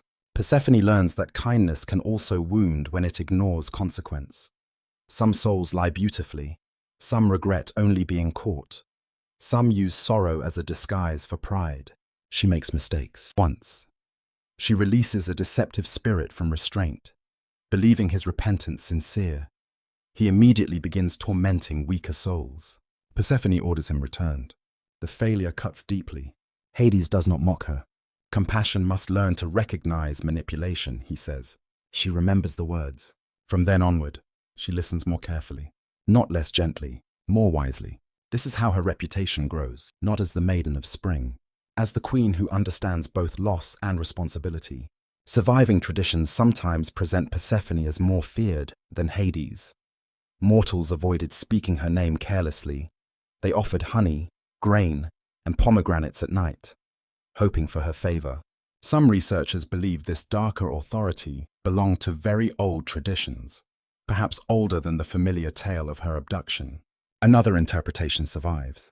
Perhaps the gentle daughter and the formidable queen were never opposites. Perhaps true gentleness becomes powerful only after it has looked directly into suffering. You stand beside Persephone upon the balcony once more. Below, the dead move through pale fields. Their voices no longer sound like meaningless murmuring. She can hear them now. 1,000 fragments of unfinished lives, 1,000 memories asking not to disappear. Hades joins her. You understand this kingdom, he says. Not yet. You understand more than most. Persephone looks toward the endless darkness. Far above, Demeter prepares the sleeping earth for another spring. Far below, her daughter begins carrying the grief of every mortal who will never see spring again. The crown waiting inside the palace no longer seems like a symbol of captivity. It has become a responsibility. And before Persephone can fully claim it, the next soul approaching her throne will ask for something no law of death should ever permit. You stand beside Persephone as the gates of the underworld close upon another season. Above, the fields of Greece begin turning gold beneath the autumn sun. Below, no leaves fall, no sky changes color, no dawn announces another day. Yet within these silent halls, something continues to change. It is not the kingdom. It is the distance between two gods. Persephone and Hades now rule beside one another, though they do not yet move as one. Their conversations remain careful. Their silences remain long. Trust has begun. But trust is not the same as love. Love requires something more dangerous. It requires being known. Each day, Persephone sits beside the dark throne and listens to the newly arrived. Hades hears their cases with patient attention, while she studies the grief beneath their words. At times they agree without speaking. At other times, their judgments differ so sharply that the torches seem to burn colder around them. One soul arrives carrying the memory of a terrible crime. He begs forgiveness. Persephone hears genuine remorse. Hades hears an oath broken beyond repair. He understands what he has done, she says. He understood before he acted. Hades replies. Then remorse means nothing. It means something. It does not erase consequence. The dead man kneels between them. Persephone wishes to lessen his punishment. Hades refuses. Their disagreement follows them long after the spirit is led away. You walk beside Persephone through the palace corridors. Her footsteps strike the stone more sharply than usual. She feels Hades behind her, but does not turn. You never allow hope enough room, she says, and you sometimes allow it too much. She stops. The words hurt because they contain truth. He stops several paces away. For a moment, both seem ready to withdraw into familiar defenses.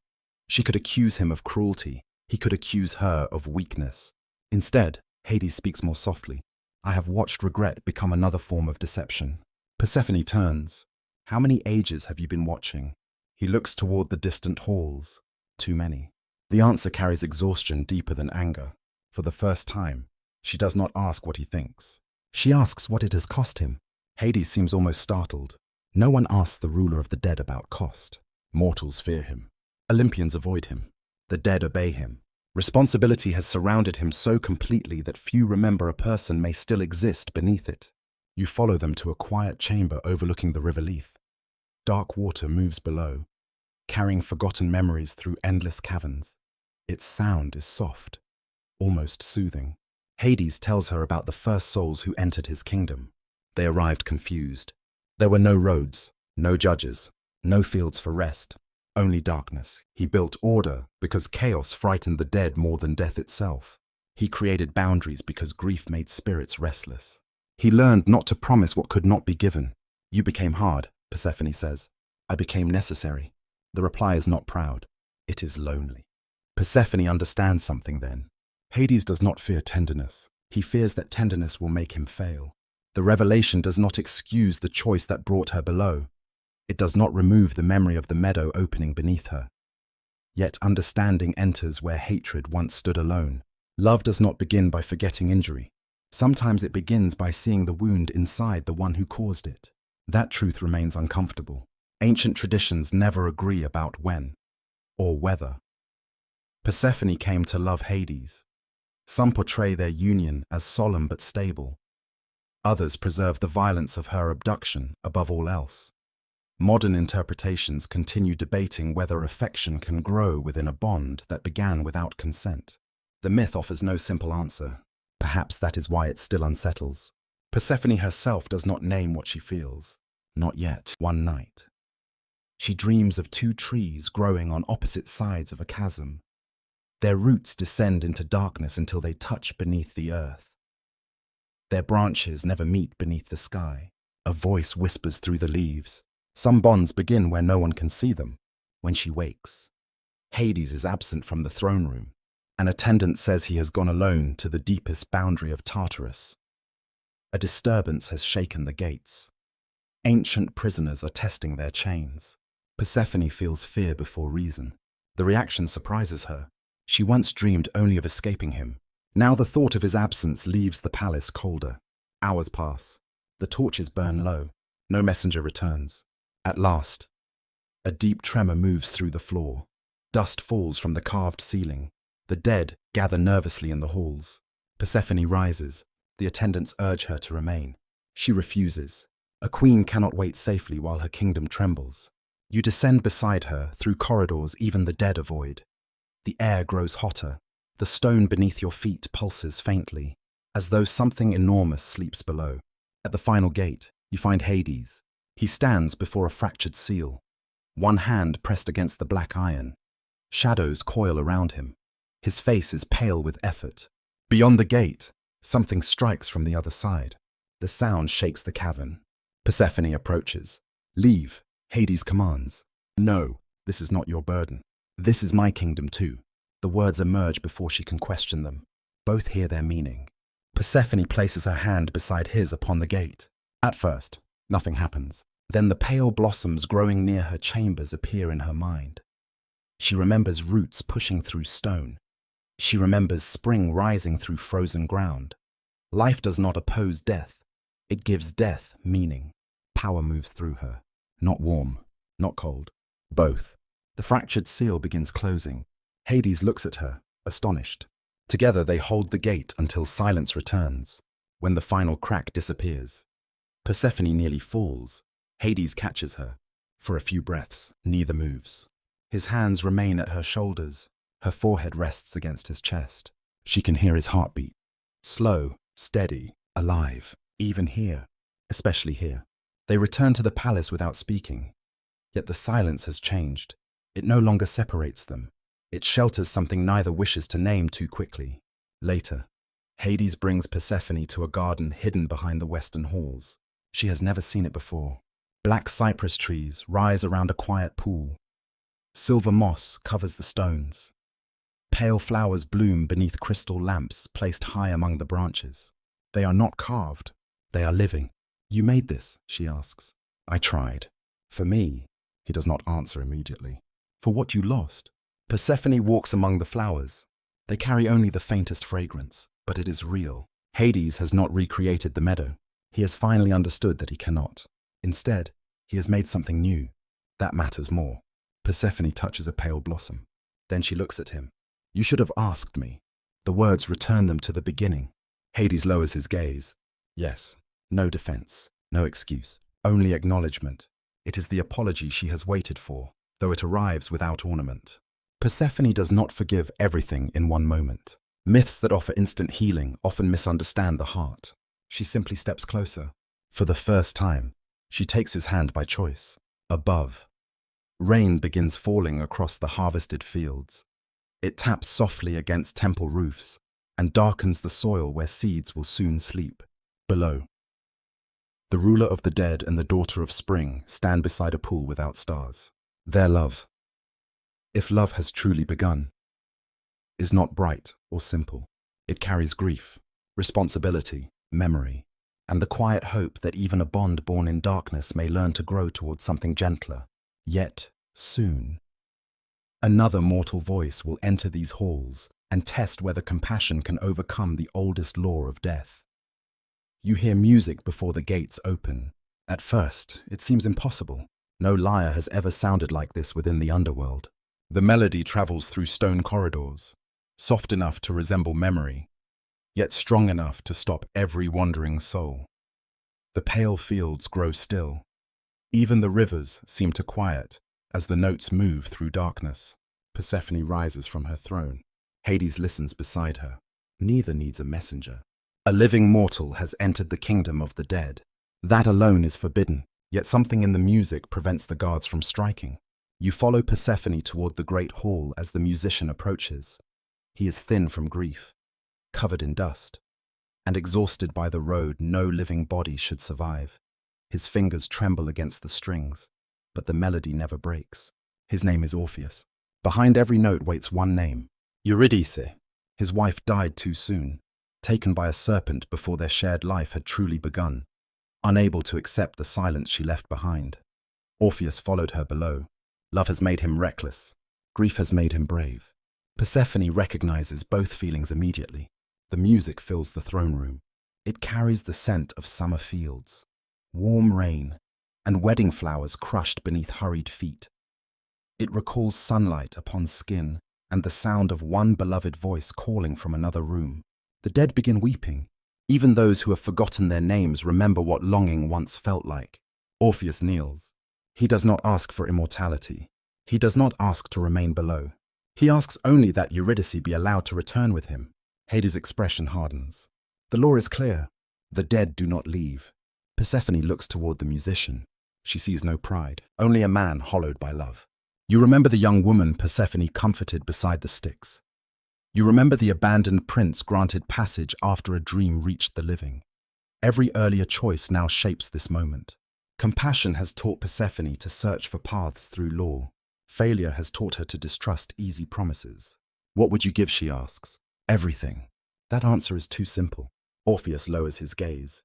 I have nothing left except the road back. Persephone understands. Someone who has lost everything may speak honestly, but desperation can still destroy judgment. She turns toward Hades. Let them try. The hall becomes silent. Hades looks at her for a long time. He knows the danger. If death yields whenever love sings beautifully, the gates will never remain closed. Yet he also knows Persephone's grief. He remembers the meadow. He remembers Demeter's winter. Perhaps he understands that refusal would reopen wounds neither of them has forgotten. At last, a condition is given. Eurydice may follow Orpheus toward the living world. He must not look back until both stand beneath the open sky. The warning seems simple. It is not. Love often longs for reassurance. Trust requires walking without it. Orpheus agrees. You watch him begin the ascent. Behind him, Eurydice follows silently. Her footsteps make almost no sound. The passage grows brighter. The scent of earth and rain enters from above. Orpheus cannot hear her clearly. Doubt begins whispering. What if Hades deceived him? What if Eurydice never followed? What if the silence behind him means she has already vanished? Persephone waits below, sensing each hesitation. She wishes she could call out. The law forbids it. At the final threshold, sunlight touches Orpheus's face. He turns too soon. Only one step remains. Eurydice reaches toward him. Their eyes meet. Then she is drawn backward into darkness. Her farewell is softer than the music that brought him there. Orpheus cries out. The sound travels through every chamber. Persephone closes her eyes. She gave hope. Hope has become another wound. Hades says nothing. He does not need to. The law was not cruel. The condition was not impossible. Yet love failed beneath the weight of fear. Persephone carries that lesson forward. Compassion can open a door. It cannot force someone to walk through wisely. Years pass differently below. Other living visitors arrive. Heracles enters during his final labor, seeking Cerberus, the guardian of the gates. He comes with strength enough to shake mountains. Yet Persephone sees exhaustion beneath his courage. He has spent a lifetime obeying commands born from guilt and madness. His victories have not made him free. Hades permits him to take Cerberus only if no weapon is used. Heracles wrestles the great hound with his bare hands. The cavern trembles. Cerberus snarls from 3 throats. But the hero does not strike with hatred. He holds, endures, and finally prevails. Persephone watches carefully. Strength alone does not impress her. Restraint does. Before Heracles departs, she warns him gently. Every burden carried too long begins shaping the one beneath it. He looks at her with recognition. Perhaps he understands. Perhaps not yet. Another tradition tells that Persephone also encountered Psyche, a mortal woman sent below by Aphrodite. Psyche came seeking a portion of divine beauty sealed within a box. Persephone receives her without mockery. She knows what it means to be judged by another goddess. She knows what it means to cross impossible boundaries for love. Yet she also recognizes danger. Do not open what you carry, she warns. Psyche promises. The box seems light. The warning seems manageable. But curiosity grows during the return. So does insecurity. What if she is not beautiful enough? What if love abandons her? She opens the box. Sleep rises from it like dark mist. Once again, a mortal receives a clear path and nearly loses everything through doubt. The pattern troubles Persephone. Orpheus looked back. Psyche looked within. Both feared that love alone was insufficient. You begin to see why mortals prayed to Persephone before dangerous journeys. She did not merely guard the dead. She understood thresholds between trust and fear, between love and possession, between courage and desperation. Heroes arrived believing their great trial was defeating monsters or escaping darkness. Often, their true trial was mastering themselves. One night, Persephone dreams of a bridge stretched above a bottomless chasm. Many travelers cross safely until they begin staring downward. The moment they doubt the bridge, it starts disappearing beneath their feet. A distant voice whispers, "The path holds only while the heart moves forward." When she wakes, she carries the warning into every judgment. She becomes less easily persuaded by noble speeches, more attentive to hidden fear, more compassionate toward weakness, more demanding of responsibility. Her reputation grows. Mortals begin describing her as gentle to the respectful and terrible to the arrogant. Poets call her revered, formidable, and pure. These qualities seem contradictory only to those who have never carried power carefully. Persephone has learned that mercy without boundaries can become chaos. She has also learned that law without mercy can become despair. Hades notices the balance developing within her. One evening, after another difficult judgment, he places a dark crown beside her throne. It is made from polished stone, silver leaves, and tiny red jewels resembling pomegranate seeds. Persephone studies it. The first time she entered these halls, the thought of a crown felt like imprisonment. Now it feels different. Not because the past has vanished, because she has chosen what the crown will mean. She lifts it herself. She places it upon her head. The dead bow. Hades does not command them. Their reverence is freely given. Above, storytellers begin whispering that the queen below can hear even the faintest plea spoken beside a grave. Sailors pour wine before dangerous voyages. Mothers leave honey cakes for children taken too early. And far beyond the palace, inside a sanctuary guarded by silence, Persephone's name is becoming tied to a deeper promise. Not merely that the dead may be remembered, but that death itself may hide a mystery of renewal. Soon, mortals will gather by torchlight to seek that secret. You leave the throne room behind and follow Persephone into a quieter part of her story. One that unfolds not through battles or heroic quests, but through whispered prayers carried across centuries. Above the earth, autumn settles gently over Greece. Olive groves shimmer beneath cool evening winds. Vineyards glow with deep purple fruit waiting for harvest. Smoke rises from distant cottages where families gather around warm bread and simple meals. Across mountain paths, travelers carry small oil lamps that flicker against the growing darkness. Many of them are walking toward one place, Eleusis. You arrive there beside Persephone. Though few mortals can truly see her, they feel her presence more than they behold her. A sudden sweetness in the air, a breeze carrying the scent of fresh barley, a strange peace settling over anxious hearts. The great sanctuary stands beneath a sky filled with stars. Marble columns catch the glow of hundreds of torches, while priests and priestesses move quietly among waiting pilgrims. They have come seeking a mystery, not wealth, not victory, not long life, hope. Ancient Greece offered countless festivals honoring the gods, yet none inspired greater reverence than the sacred rites at Eleusis. Surviving evidence suggests that kings, philosophers, soldiers, merchants, and ordinary farmers all traveled there.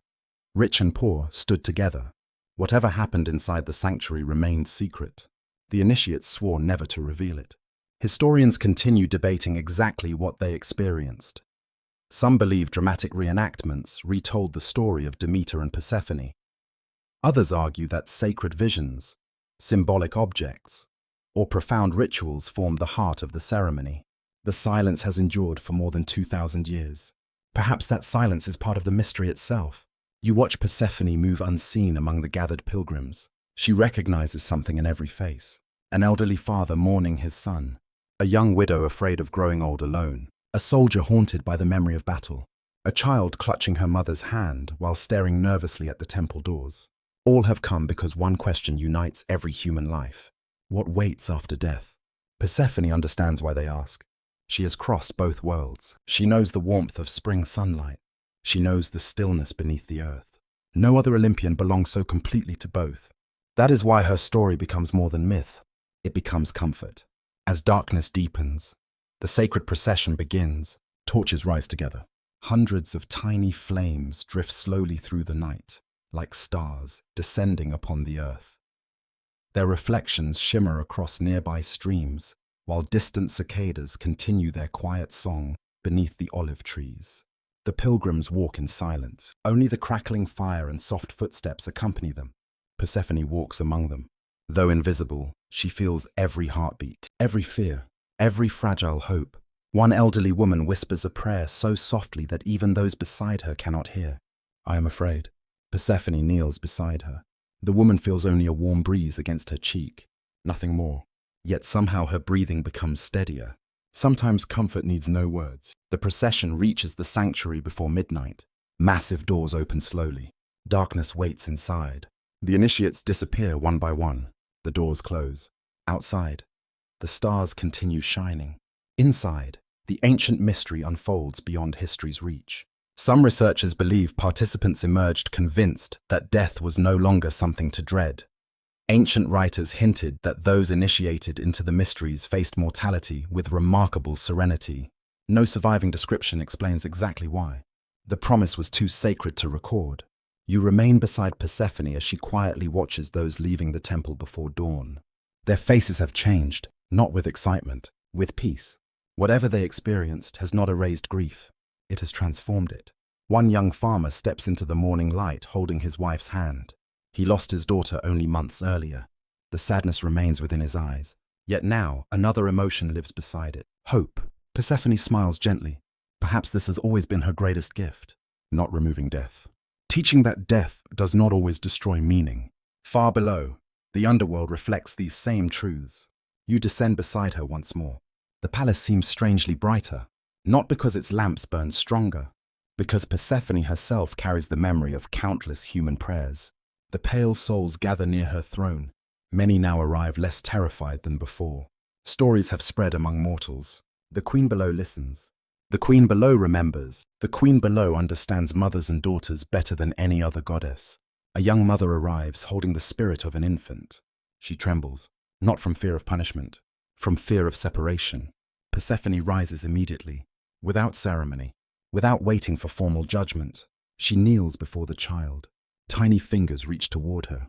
The little one laughs. The sound astonishes every spirit nearby. Laughter is rare in these halls. Persephone gently lifts the child before placing him safely into the arms of attendants, whose duty is caring for innocent souls. The mother begins weeping. Will he be alone? Persephone shakes her head. Never. Only one word. Yet the mother's fear melts into quiet tears of relief. Hades watches from the far end of the hall. Later, as they walk together through the palace gardens, he speaks thoughtfully. You rule differently than I ever could. Persephone smiles faintly. So do you. He looks toward the pale blossoms growing beneath silver branches. You give them hope. You give them order. She pauses. Perhaps they need both. Hades nods. For the first time, neither feels incomplete without the other. Not because they have become the same, because each has learned to value what the other brings. Ancient marriage in myth often reflected balance rather than romance alone.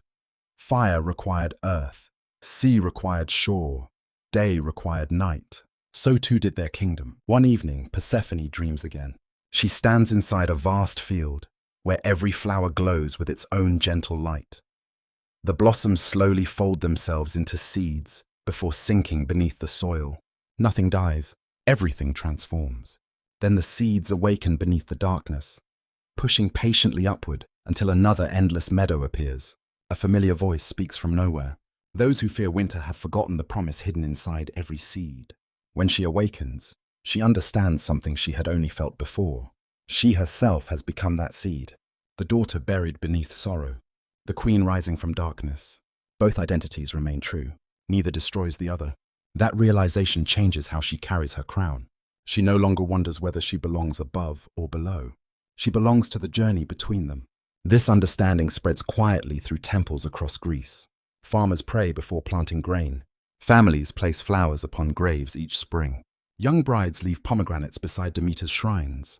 Every small ritual echoes the same hope, that endings conceal beginnings, that absence need not last forever, that somewhere beyond ordinary sight.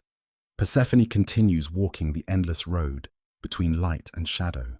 The centuries pass, empires rise, cities fall, yet the sacred mystery survives remarkably long. Even when many ancient temples crumble into ruins, travelers still speak of Eleusis with unusual reverence.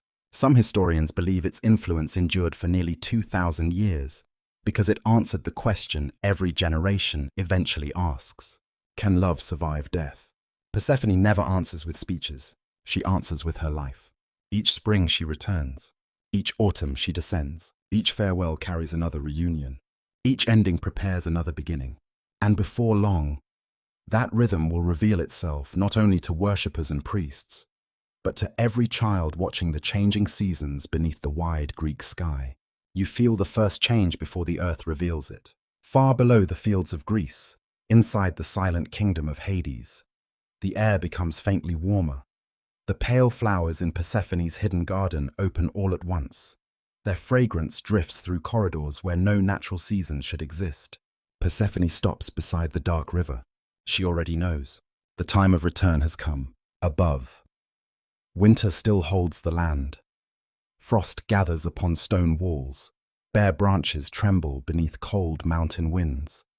Farmers stand beside sleeping fields, watching the sky for signs that Demeter's sorrow will soon release its grip. Nothing moves yet. But beneath the soil, roots have begun listening. Persephone returns to her chamber and removes the dark crown from her hair. She places it carefully upon a carved stone table. Around her, attendants prepare for the journey without being asked. They have witnessed this departure before. Each year, the same quiet sadness fills the palace. Each year, it feels different. You watch Persephone walk through the halls that once terrified her. She now knows every turning. She recognizes the distant murmur of the Styx and the softer current of Lethe. She understands which pale fields shelter the newly arrived and which roads lead toward older mysteries. This kingdom is no longer foreign. That makes leaving more difficult. Hades waits near the great gates. The black horses stand ready, their breath rising like smoke into the cold air. Hermes has already arrived from Olympus, though he remains respectfully distant. Persephone approaches Hades. There is no anger between them now. No fear, only the familiar ache of separation. Will the garden survive, she asks. It always does. That is not what I asked. Hades looks toward the pale blossoms glowing along the wall. I will care for it. Persephone smiles. The promise is simple. That is why she trusts it. Their relationship has changed through countless departures and returns. In the beginning, every separation felt like escape. Now each farewell carries responsibility in both directions. She longs for Demeter. She also knows the dead will notice her absence. Love has divided her heart without breaking it. Before she steps into the chariot, Hades places one pomegranate seed inside her palm. She does not eat it. She closes her fingers around it. A reminder, a promise, perhaps a warning. Ancient traditions do not preserve such a gesture. Yet the pomegranate remained one of Persephone's most enduring symbols. It represented marriage, blood, fertility, death, and renewal. One fruit carried many truths. So did she. The gates open. The road upward begins. You travel beside Persephone through the long passage between worlds. At first, only black stone surrounds you. Then moisture gathers along the walls. Moss appears in narrow cracks. The air begins smelling of rain. Somewhere ahead, water drips. The sound is delicate, alive. Persephone closes her eyes. She remembers every spring by scent before sight. Wet soil, young grass, olive bark warmed by distant sunlight, smoke from village hearths. Then comes the first bird call. Faint, uncertain, beautiful. The earth opens beneath a grey morning sky. Persephone rises into the living world. For one breath, nothing happens. Then the ground around her turns green. Small flowers appear between stones. Frost loosens its hold upon the grass. A nearby stream breaks through a thin shell of ice and begins moving again. The transformation spreads outward. Across the valley, almond trees awaken in white blossoms. Along the hillsides, crocuses push through cold soil. Birds return to olive branches. Farmers lift their faces as warm wind crosses the fields. They know who has returned. Far away, Demeter feels it. She stands inside her temple at Eleusis when every sacred flame suddenly rises. Barley stored within sealed baskets gives off the scent of fresh fields. A garland of dried flowers hanging above the altar blooms again. Demeter does not wait for explanation. She runs. You follow her across awakening land. She no longer appears as a distant goddess. She is only a mother crossing the final space between herself and her daughter. Persephone sees her approaching. For all her wisdom, for all her authority below, she becomes a daughter again. She runs as well. Their reunion carries no dignity, no ceremony. They embrace beneath a sky slowly filling with sunlight. Demeter touches Persephone's hair, her face, her shoulders, as though reassuring herself that no dream has deceived her. You came back. I always will. The words contain comfort. They also contain the knowledge that another departure waits ahead. In earlier years, Demeter tried not to think of that future moment. She clung tightly to every return, fearing that time itself might steal her daughter again. Now something has changed.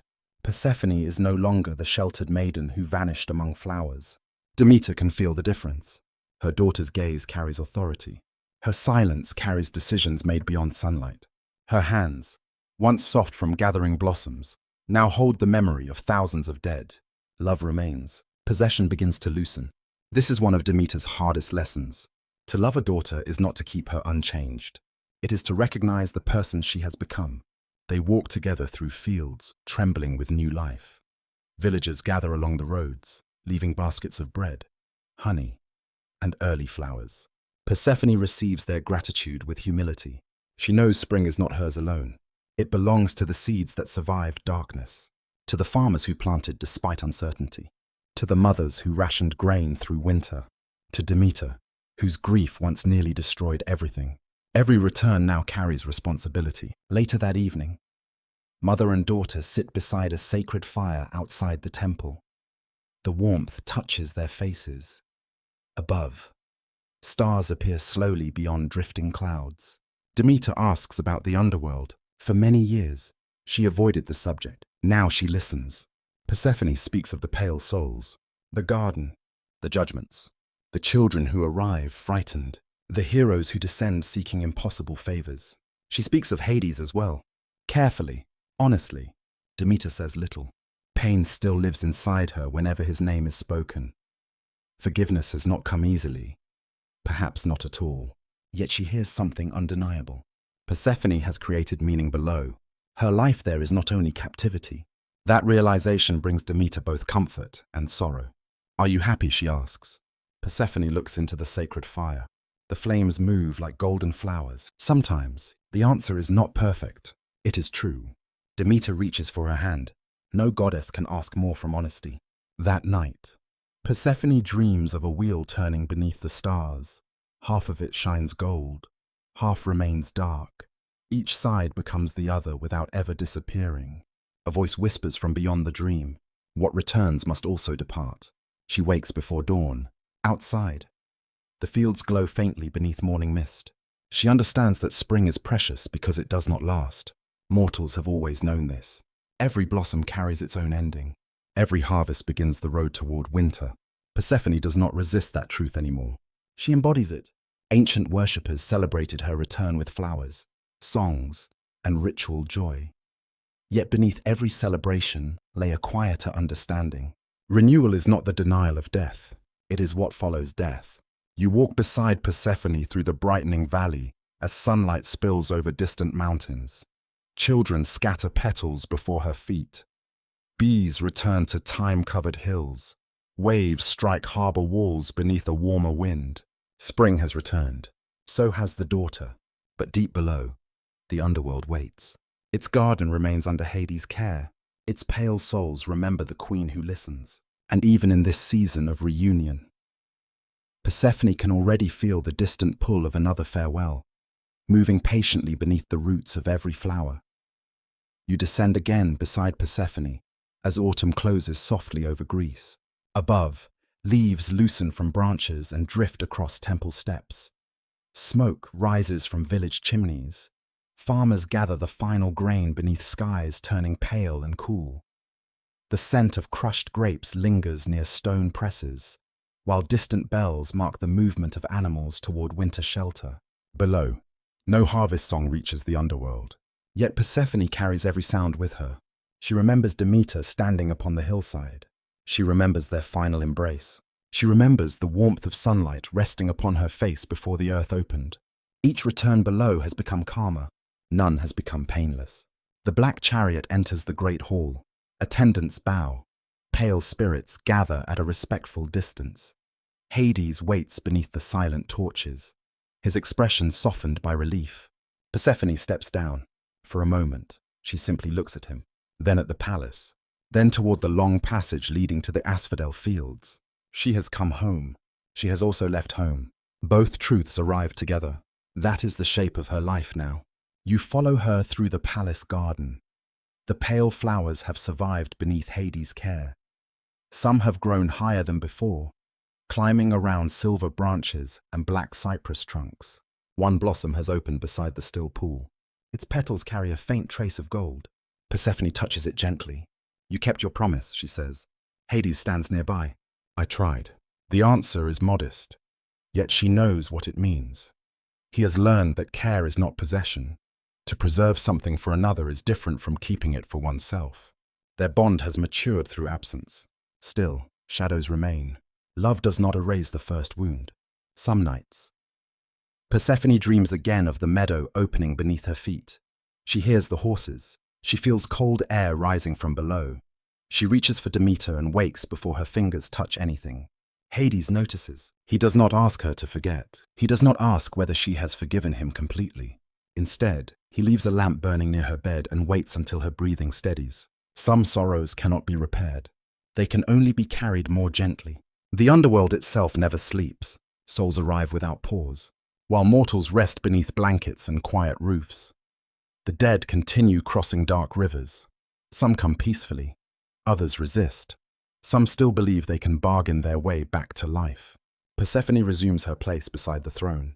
The first soul brought before her is an elderly woman who lived through 3 wars and buried 2 sons. She does not fear judgment. She fears forgetting. Will their faces disappear, she asks. Persephone studies her carefully. The river Lethe offers release from painful memory. Many souls choose its waters before returning to another life. according to certain traditions. Others remain among shadows, guarding what they loved. You may rest before deciding, Persephone tells her. The woman bows. This judgment seems simple. It is not. Memory brings comfort. Memory also keeps grief alive. Persephone understands that better than anyone. If she forgot the meadow, she might suffer less below. If she forgot Hades, leaving each spring might become easier. If she forgot Demeter, the seasons would lose their meaning. She chooses memory, again and again. That choice becomes another form of sacrifice. You begin to notice how eternity changes those who cannot escape it. Mortals imagine immortality as freedom from endings. Persephone learns that endless life also means endless repetition. The same farewells, the same reunions, the same grief arriving in new faces. A child asks for his mother. A soldier regrets the final command he obeyed. A bride dies before reaching her wedding feast. A king discovers that his titles mean nothing below. Persephone listens. Centuries pass through her hands like water. Cities rise above and later vanish. Temples are built, adorned, abandoned, and covered by earth. Languages shift. New rulers claim old lands. Sailors bring unfamiliar gods to Greek harbors. The dead continue arriving. They speak different words. Their grief sounds the same.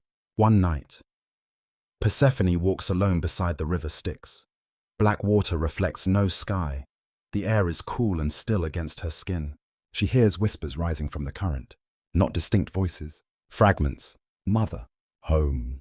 Forgive me. Wait. The river carries every unfinished longing toward darkness. Persephone stops. For the first time, the burden feels unbearable. She has listened for ages. She has offered judgment. She has offered comfort. Still, suffering never ends. Another soul always arrives. Another farewell begins. She wonders whether compassion can survive eternity. That fear is new. Not fear of Hades. Not fear of captivity. Fear of becoming numb. The possibility terrifies her more than pain. She returns to the palace but does not enter the throne room. Instead, she sits upon the cold steps outside and removes her crown. Hades finds her there. You are tired, he says. I am immortal. That does not answer me. Persephone looks toward the distant fields. They never stop coming. No, and we never save them. Hades sits beside her. The ruler of the dead rarely lowers himself upon bare stone. Tonight, he does. We do not save them from death, he says. We save them from facing it alone. Persephone remains silent. The words do not solve everything. They give the burden a shape she can carry. This is what their relationship has become. Not constant romance, not endless harmony. Recognition. Each sees the exhaustion the other hides from the world. Each understands the kingdom has taken something from them.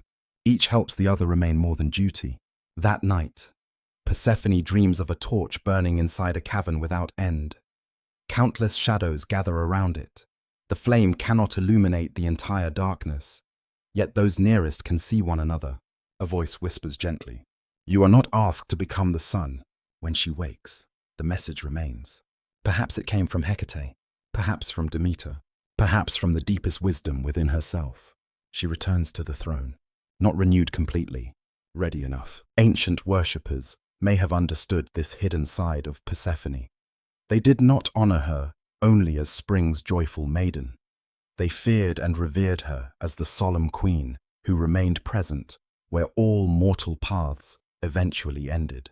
Some prayers avoided speaking her name directly. Others called her the dread goddess. The title sounds severe. Yet dread does not always mean cruelty. It can mean the awe inspired by someone who stands beside truths others refuse to face. Persephone becomes that presence. She does not promise that death is harmless. She promises that death is part of a greater rhythm. She does not promise every grief will disappear. She promises that no grief is beneath divine attention. As another season passes, she walks through the asphodel fields. The pale flowers bend beneath a breeze that should not exist. Souls lift their faces as she approaches. A young man smiles faintly. An old woman speaks her son's names without fear. A child runs toward the attendants who care for him. Small changes, quiet changes. Enough. Above, winter snow settles over mountain shrines.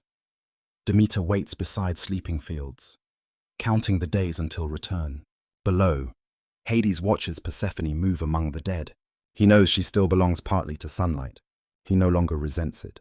Her light is not diminished by leaving him. It is what allows her to return with compassion intact. Persephone pauses beside a white flower growing from dark soil. She remembers the first meadow. She remembers who she was. She remembers who she has become. The shadows around her never sleep, but neither does hope. And before another spring can rise, Persephone must face the final truth of her divided life. She no longer belongs halfway to either world. She belongs completely to both. You stand beside Persephone at the edge of another departure. Above, spring approaches slowly across Greece. Beneath the earth, the pale garden has begun opening its blossoms before any messenger arrives. The flowers seem to understand the cycle better than words ever could. Persephone understands as well. For many years, she believed her life was divided, half in sunlight, half in shadow, half as daughter, half as queen. Yet division is not the same as incompleteness. That lesson has taken centuries to reveal itself. You follow her through the palace during the final hours before her ascent. Attendants carry lamps along the corridors. Their soft footsteps echo through chambers carved from dark stone. Souls gather near the distant pillars, watching their queen pass. They know she will return. Still, sadness moves among them. Every farewell carries uncertainty. Even when a promise has never been broken, Persephone stops beside the throne. Her crown rests upon its black cushion, red stones gleaming like seeds beneath torchlight. She once feared this crown. Later, she accepted it. Now she no longer needs it to understand her authority. She lifts it slowly. Instead of leaving it behind, she places it upon her head. Hades notices. You will wear it above. Yes, Demeter may not welcome the sight. Olympus may whisper.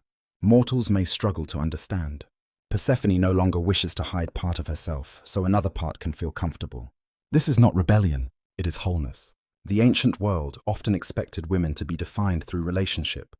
Daughter, bride, mother, widow. Persephone carried several roles at once, yet none contained her completely. She became something difficult to name. A maiden who understood death, a queen who returned with spring, a daughter who loved her mother without surrendering her own identity, a wife who learned affection without erasing the violence of the beginning. Every title remained true. None stood alone. Before leaving, Persephone visits the asphodel fields. The air there is cool and faintly fragrant. Pale flowers stretch toward horizons no living traveler has ever seen. Spirits move quietly among them. An elderly poet approaches. He has spent years below composing songs no mortal audience will hear. Will you carry a verse upward, he asks. Persephone smiles. If I remember it. He recites a single line. What grows in darkness knows the shape of light. She repeats it softly. The poet bows. Perhaps the line never reaches any surviving poem. Perhaps a mortal dreamer later hears it without understanding where it came from. Stories travel in mysterious ways. The dead may speak through memory. Gods may speak through dreams. No one can always tell the difference. At the great gates, Hades waits beside the chariot. Hermes stands nearby, his staff reflecting the pale flames. Persephone approaches Hades without hesitation. Their farewell is quiet. No dramatic promise. No desperate embrace. They have learned that love can survive without spectacle. You will return, he says. I always do. He touches the edge of her crown. Not to remove it, to acknowledge it. You are carrying the kingdom with you. I always have. For the first time. Hades seems to understand that her return above is not a rejection of him. Neither is her descent a rejection of Demeter. Persephone does not move between two separate lives. She carries both lives everywhere. The chariot begins its ascent. You travel through familiar caverns where crystals glimmer in the darkness. Water drips from the stone. Moss grows near the upper passages. The air warms gradually. Then comes rain. You smell it before seeing daylight. Fresh rain upon dry earth, wild thyme crushed beneath small hooves, wood smoke drifting from hillside villages. Persephone breathes deeply. The earth opens. She rises into a morning washed clean beneath silver clouds. Demeter waits. The fields around her remain brown, though green shoots tremble just below the surface. Several priestesses stand nearby holding baskets of grain and flowers. When Persephone steps into the light, spring begins. Grass brightens beneath her sandals. Crocuses open. Birds call from olive branches. Demeter runs forward. Then she sees the crown. Her steps slow. The red stones glow against Persephone's dark hair. The symbol of the underworld has entered the world above. Silence gathers. Persephone feels the old instinct to remove it, to become only the daughter her mother remembers. She resists. Demeter studies her face. Pain moves through the goddess of harvest. So does recognition. You wore his crown here. My crown. The correction is gentle. It changes everything. Demeter looks across the fields. For years, she has imagined the underworld as the place that stole her daughter. She has struggled to accept that Persephone now rules there by choice, responsibility, and hard-earned wisdom. Love makes this truth difficult, but love also makes truth necessary. Demeter touches the crown. The stones are cool beneath her fingers. Then she places both hands upon Persephone's face. You are not the child who left me. No, I miss her. So do I. Their grief meets without blame.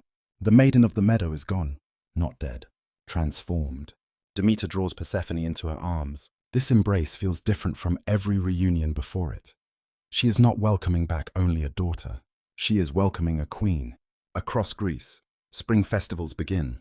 Women carry baskets of flowers through temple courtyards. Farmers pour the first wine upon the soil. Children scatter petals beside wells and sacred stones. Lyres play beneath colonnades warmed by afternoon sunlight. Persephone walks among them wearing the dark crown. Mortals feel no fear. Instead, they sense balance. Flowers bloom around symbols of death. Black robes move beneath bright garlands. Pomegranate seeds rest beside bowls of fresh barley. The rituals reflect the goddess herself. Ancient religion often held opposites together without demanding that one destroy the other. Joy existed beside mourning. Weddings carried reminders of mortality. Funeral rites included hopes of return.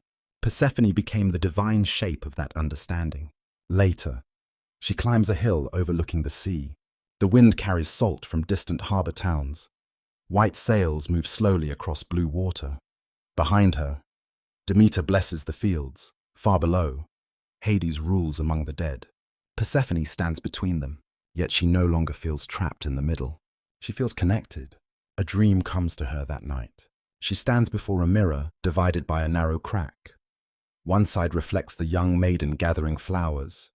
The other reflects the crowned queen beneath torchlight. Persephone reaches forward. The crack disappears. The two reflections become one. A voice speaks softly. You were never divided, you were becoming. She awakens before dawn. The words feel less like prophecy than recognition. Surviving traditions preserve many names for Persephone. Kor, the maiden, Despoina, the mistress, the queen below, the bringer of seasons. Some researchers believe these names reveal different goddesses merged across centuries. Another interpretation survives. Perhaps each name preserves a stage in one evolving identity. The innocent daughter was real. The grieving captive was real. The compassionate queen was real. The formidable judge was real. The goddess, walking beneath spring sunlight, with the underworld's crown upon her head, was real as well. No single image could contain her. That is what separates Persephone from so many divine figures. She does not remain trapped inside one symbol. She changes. The world changes with her. As evening settles, she returns to the meadow where the enchanted flower once grew. The place appears ordinary now. Wild poppies move beneath the breeze. Bees hum among thyme and lavender. No chasm opens. Persephone kneels. She places one hand upon the earth. Beneath her palm, she feels roots. Below those roots, stone. Below stone, rivers. Beyond them, a kingdom. She feels no fear. She also does not forget. Memory remains part of wisdom. Persephone rises as the first star appears. Tomorrow, she will walk beside Demeter through fields preparing for harvest. In another season, she will descend to Hades and resume judgment among the dead. Neither journey reduces her. Both reveal her. The maiden and queen no longer struggle for possession of the same soul. They have become one goddess. And as Persephone finally accepts the fullness of her identity, mortals begin understanding that her life is not merely the explanation for changing seasons. It is a map of transformation itself. You notice the change not in Persephone, but in the people who speak her name. Centuries have begun to pass. Children who once scattered flowers before her temples grow old and become stories themselves. Kings build cities, wage wars, and vanish into the same earth they once claimed to rule. Marble statues weather beneath rain. Olive trees outlive the families who first planted them.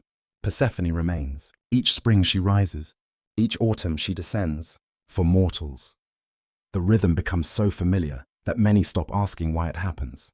The seasons simply return, as though the world has always breathed this way. But you know better. You have walked beside the goddess whose footsteps taught the earth how to inhale and exhale. Persephone has become something greater than the frightened maiden who once reached for her mother's hand. She has become the quiet heartbeat of the living world. One morning, she walks with Demeter across fields of ripening wheat. The grain bends beneath a warm breeze, rolling in golden waves toward the distant hills. Farmers move slowly between the rows, their sickles catching flashes of sunlight. A small boy runs ahead of his parents. He kneels beside a wild flower growing near the edge of the field. Instead of picking it, he simply smiles. His mother watches him. "Leave it," she says gently. "It belongs to her." The child nods as though everyone understands who her means. Persephone hears the exchange. She says nothing. She does not need worship to know she is remembered. Yet these quiet moments touch her more deeply than grand festivals. Faith often survives most faithfully inside ordinary kindness. As the day passes, villagers leave simple offerings beneath old trees. Fresh bread, honey, milk, small baskets of early fruit. No priest commands them. No oracle demands payment. The gifts come from gratitude.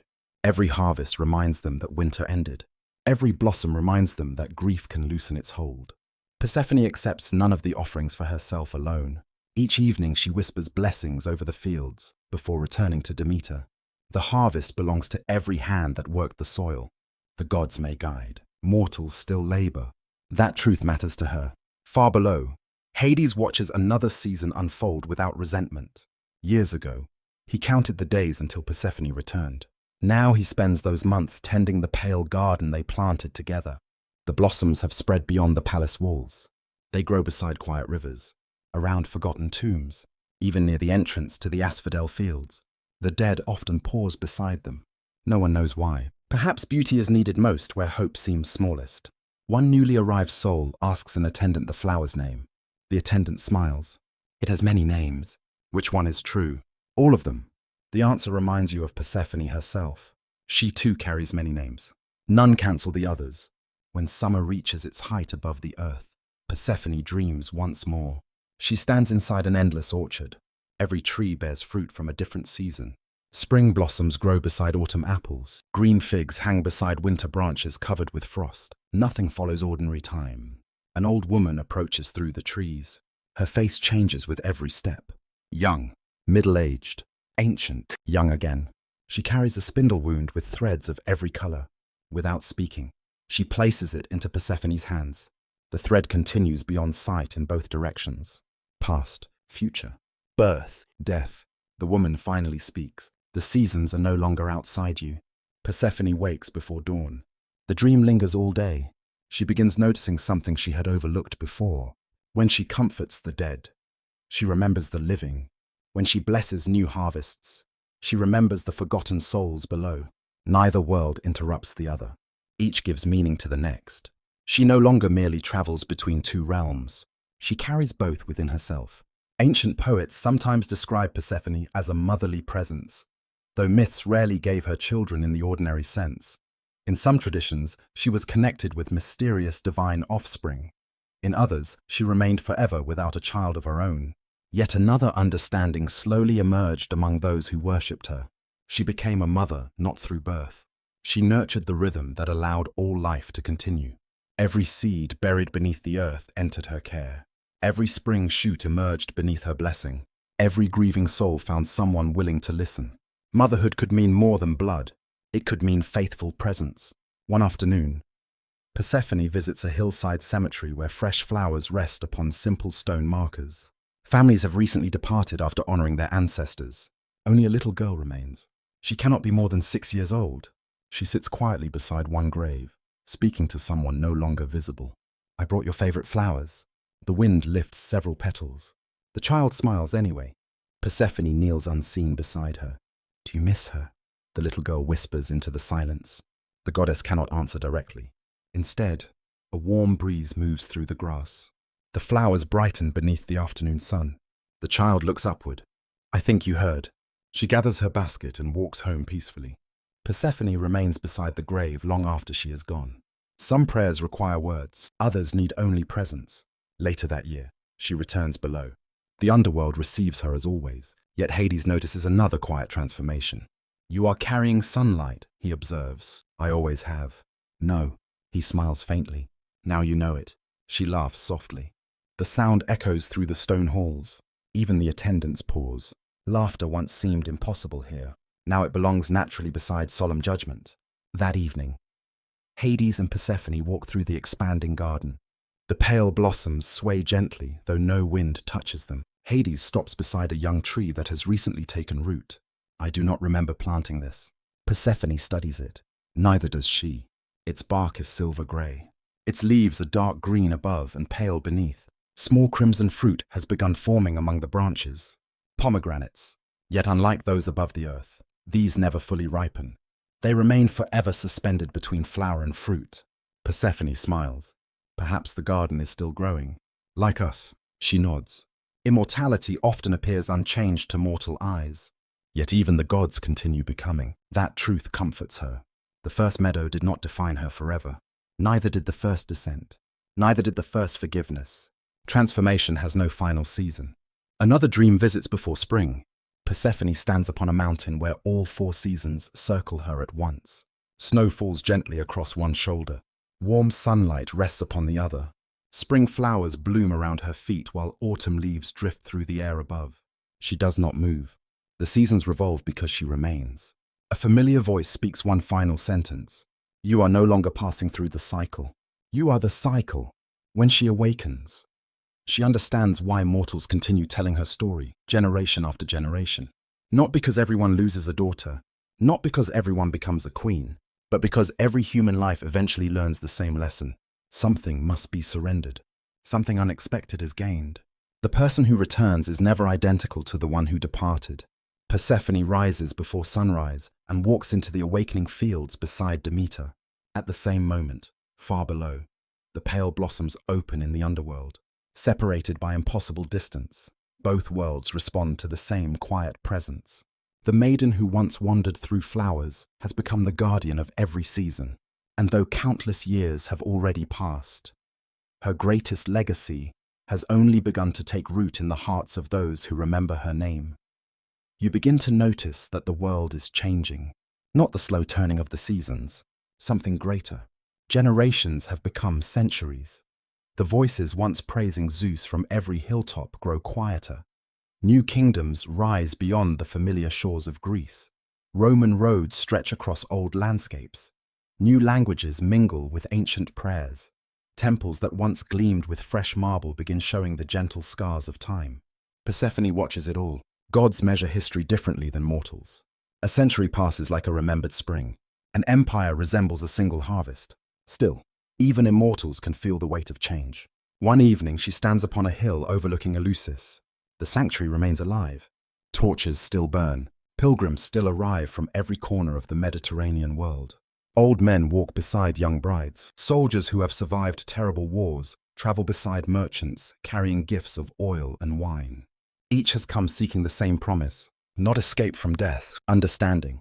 Persephone moves unseen among them, as she has done for countless generations. The faces are different. The longing never changes. She pauses beside a philosopher whose beard has turned white with age. He has spent a lifetime studying the stars, measuring the heavens, debating the nature of the soul. Yet tonight he enters the sanctuary with the humility of a child. Knowledge has answered many questions, not the final one. What becomes of us? Persephone smiles gently. The greatest wisdom often begins where certainty ends. The sacred procession begins as it always has. Hundreds of torches move through the gathering darkness. Their flames sway together like a river of stars flowing across the earth. Songs rise softly into the evening sky. No surviving melody has reached your ears across the centuries, yet you can almost imagine them. Slow, reverent, filled with expectation rather than fear. The initiates disappear beyond the great doors. Silence follows. That silence has protected the mysteries for generations. Kings have respected it. Poets have honored it. Even curious historians admitted they could only guess what truly occurred inside. Some believed sacred grain symbolized rebirth. Others believed visions transformed the initiates forever. Still others suggested that the deepest mystery was simply learning not to fear death. Persephone has never spoken publicly about what happens within those walls. Perhaps divine mysteries lose their power when explained too plainly. Some truths must be experienced before they can be understood. You remain beside her until dawn. The temple doors open. The pilgrims emerge slowly. Their expressions resemble those she witnessed centuries before. No wild excitement, no triumphant celebration, only a quiet certainty. One woman kisses the ground before beginning her journey home. A young soldier who entered trembling now walks with calm shoulders. An elderly couple hold hands without speaking.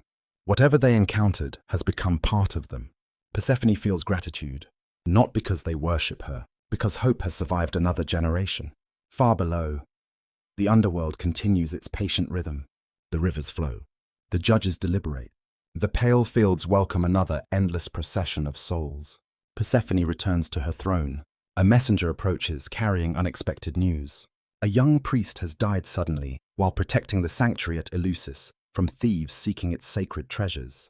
His soul now stands before the queen whose rights he guarded in life. He kneels. I failed. Persephone studies him carefully. You protected what could be stolen, but not what mattered most. She gestures toward the quiet fields surrounding them. The true mystery was never inside the temple. The priest looks confused. It lived inside those who entered.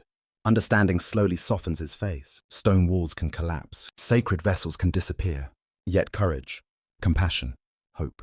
These travel wherever human hearts remember them. No thief can carry those away.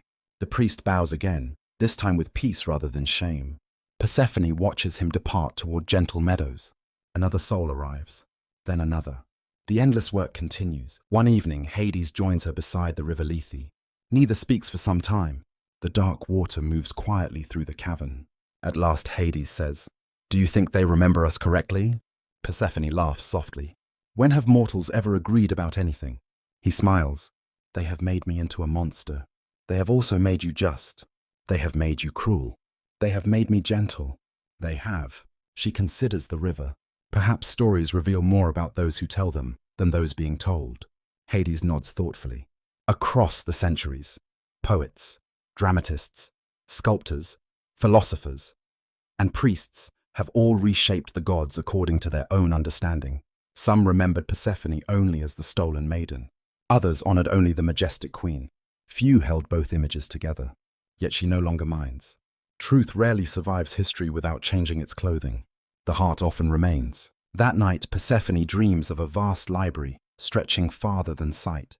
Shelves hold countless scrolls. Some are complete. Others have burned at the edges.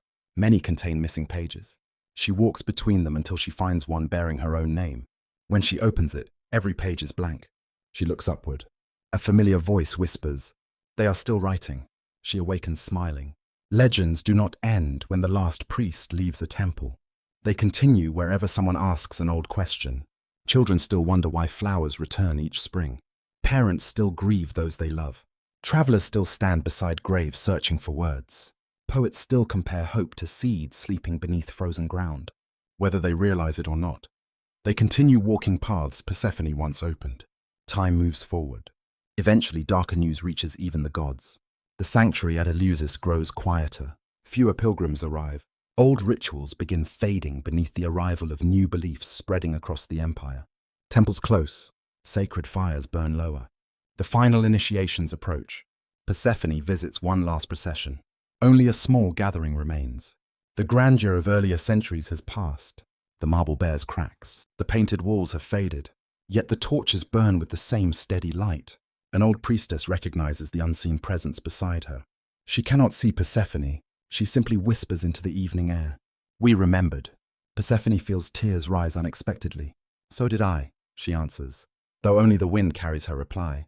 When dawn arrives, the sanctuary falls silent. No thunder marks its ending. No great catastrophe. Only the quiet conclusion that comes to every earthly thing. The buildings will crumble. Grass will cover broken stones. Travelers centuries later will walk among ruins, wondering what once happened there. Persephone does not mourn the loss as mortals do. She knows that forms disappear. Meanings endure. The mysteries were never confined to marble halls. They lived within every soul that discovered courage stronger than fear. As she leaves Eleusis for the last time, a single white flower blooms between two cracked stones. No gardener planted it, no priest waters it. The blossom opens anyway. Persephone kneels beside it. She smiles. Some mysteries are remembered best by the earth itself. Soon the world will forget many of the old gods by name. Yet one final legacy of Persephone will survive every changing age. Not in temples, not in kingdoms, but in the human heart itself. You continue walking beside Persephone as the centuries drift past, like leaves upon a river. The world she once knew slowly disappears. The temples of Greece grow quiet. Sacred fires are extinguished one by one. Marble statues lose their painted colors beneath rain and wind. Ivy climbs broken columns. Birds build nests where priests once offered barley and wine. The voices calling Persephone's name become fewer, then fewer still. For a time, it seems as though silence has won. Yet silence has always been misunderstood. Seeds are silent before they bloom. Snow falls without speaking. The dead themselves rarely raise their voices. Persephone has never feared quiet places. She knows they often hide the deepest transformations. You follow her across forgotten sanctuaries where wild grasses sway through cracked stone floors. Foxes sleep beneath fallen archways. Almond trees root themselves between shattered columns. The old world appears lost, but memory has curious ways of surviving. A shepherd resting beneath an ancient olive tree tells his grandson a story. He no longer remembers every name correctly. He calls the queen of the underworld by another title. He forgets which god carried her away. He cannot explain the Eleusinian mysteries, yet he remembers one thing. When spring returns, he tells the child, someone has come home. The boy smiles. The story continues, not perfectly. Faithfully enough, Persephone watches from the hillside. She understands something that scholars often discover centuries later. Legends do not survive because every detail remains accurate. They survive because the heart of the story continues answering a human need. Every age asks different questions. Every age hears different answers. Time moves onward. Poets rediscover the old myths. Artists paint her with flowers falling from her hands. Sculptors carve her beside pomegranates and torches. Some portray her as a frightened maiden, others as a stern queen crowned in shadow. Writers argue over whether she loved Hades. Philosophers debate whether her descent represents death, marriage, maturity, or the changing seasons. Persephone listens with quiet amusement. Each interpretation reveals another facet of the mirror. None captures the whole reflection. One evening she dreams again. She walks through an endless gallery where every painting depicts her differently. In one she is laughing among wildflowers. In another she wears armor darker than midnight. Elsewhere she carries a child. In another she stands entirely alone. She pauses before each image. None feels false. None feels complete. At the far end of the gallery hangs an empty frame. A familiar voice whispers, "Leave room for those who come after." When she awakens, she understands. Each generation must discover its own Persephone. Some need the grieving daughter. Some need the compassionate queen. Some need the woman who learned to live after profound loss. Others need the reminder that life itself moves in cycles. No single story can carry every soul. Above the earth, centuries continue unfolding. New faiths rise. Ancient languages become subjects for scholars rather than everyday speech. The names of Zeus, Athena, Demeter, and Hades retreat into old books. Yet spring refuses to disappear. Children still chase butterflies across blooming fields. Farmers still wait anxiously through winter before planting seeds. Families still gather to mourn those they have lost. Mothers still watch daughters grow into lives they cannot completely control. Without realizing it, humanity continues living Persephone's story. Far below, the underworld remains unchanged. Death has never depended upon fashion. Souls continue arriving from every land. They speak languages Persephone has never heard before. Some pray to unfamiliar gods, others believe in none at all. Yet grief translates itself without effort. Love requires no interpreter. An old sailor arrives carrying memories of distant seas unknown to ancient Greece. A young woman comes from a kingdom Persephone never visited in life. A child speaks words that no Olympian priest could understand. Persephone welcomes each with equal attention. Death has erased the boundaries that life guarded so carefully. Hades watches her from across the great hall. "You no longer ask where they come from," he observes. "I ask where they hope to go." He smiles. You have become wiser than kingdoms. Perhaps wisdom always grows larger than borders. One afternoon, Persephone wanders again through the pale garden. The pomegranate tree Hades discovered long ago has grown immense. Its branches spread across much of the courtyard. Flowers and fruit exist together upon the same limbs. Some blossoms have only begun opening. Some fruits have already split, revealing crimson seeds. Others remain forever between both states. Persephone rests her hand upon the trunk. She remembers the single seed that changed her fate. How strange. One small choice echoed across millennia. She thinks of mortals. How often they believe ordinary moments hold little importance. One conversation, one act of kindness, one forgiveness, one decision to continue after heartbreak. Like seeds, such moments disappear beneath the surface before revealing what they will become. The tree reminds her that transformation almost always begins invisibly. Another dream arrives. She finds herself standing beside an enormous river, unlike Styx or Lethe. Its waters reflect not stars but human faces, millions of them. Some ancient, some not yet born. Every face changes into another before fading downstream. The river never ends, neither does it repeat. The voice she has heard so often throughout her life speaks once more. You belong to all who must change. When she awakens, those words remain with her. Not everyone will know her name. Many will never read the old myths. Yet every person who leaves one life behind to enter another walks a path she understands. The child becoming an adult. The parent learning to let go. The widow discovering life after grief. The exile building another home. The aging soul accepting that every season has its purpose. Transformation wears countless faces. Its heart remains the same. One evening, Persephone and Demeter stand together watching wheat ripple beneath the wind. Neither speaks. The silence between them has become comfortable. Demeter finally asks, "Do you ever wish things had happened differently?" Persephone considers the question carefully. "I wish the pain had been different. And the life." Persephone looks toward the horizon where the sun slowly disappears. "I would not choose the suffering." She pauses. "But I cannot wish away the person it shaped." Demeter nods slowly. Every parent eventually discovers the same truth. Protecting a child forever would also prevent that child from becoming fully themselves. Love sometimes means grieving the version of someone who no longer exists, then learning to love who they have become. As twilight settles across the fields, Persephone realizes she has stopped asking which world truly belongs to her. The question itself has faded. She belongs wherever life meets loss, where endings prepare beginnings, where courage grows quietly beneath the surface. The old myths continue traveling through time. Some are forgotten, some are rewritten. Some inspire painters, poets, composers, psychologists, and dreamers centuries beyond ancient Greece. Persephone watches without demanding that every story remain unchanged. Living things grow, so do legends, and as another age begins turning toward yet another future. One final truth about Persephone waits to be spoken, not as a queen, not as a daughter, not even as a goddess, but as a timeless reflection of the human soul itself. You have walked beside Persephone from the first innocent morning among wildflowers to the quiet majesty of her eternal throne. Now only one question remains. Who did she ultimately become? Not in the eyes of poets, not in the arguments of scholars, not in the changing beliefs of civilizations, but within herself. The answer does not arrive with thunder from Olympus. No prophecy announces it. No oracle speaks. It comes quietly, as the most important truths often do. Another spring approaches, far beneath the earth. Persephone stands alone beside the still waters of the palace garden. The great pomegranate tree stretches above her, its branches heavy with blossoms and fruit together. As though every season has learned to exist in harmony, she reaches toward one crimson fruit, not to eat it, simply to hold it.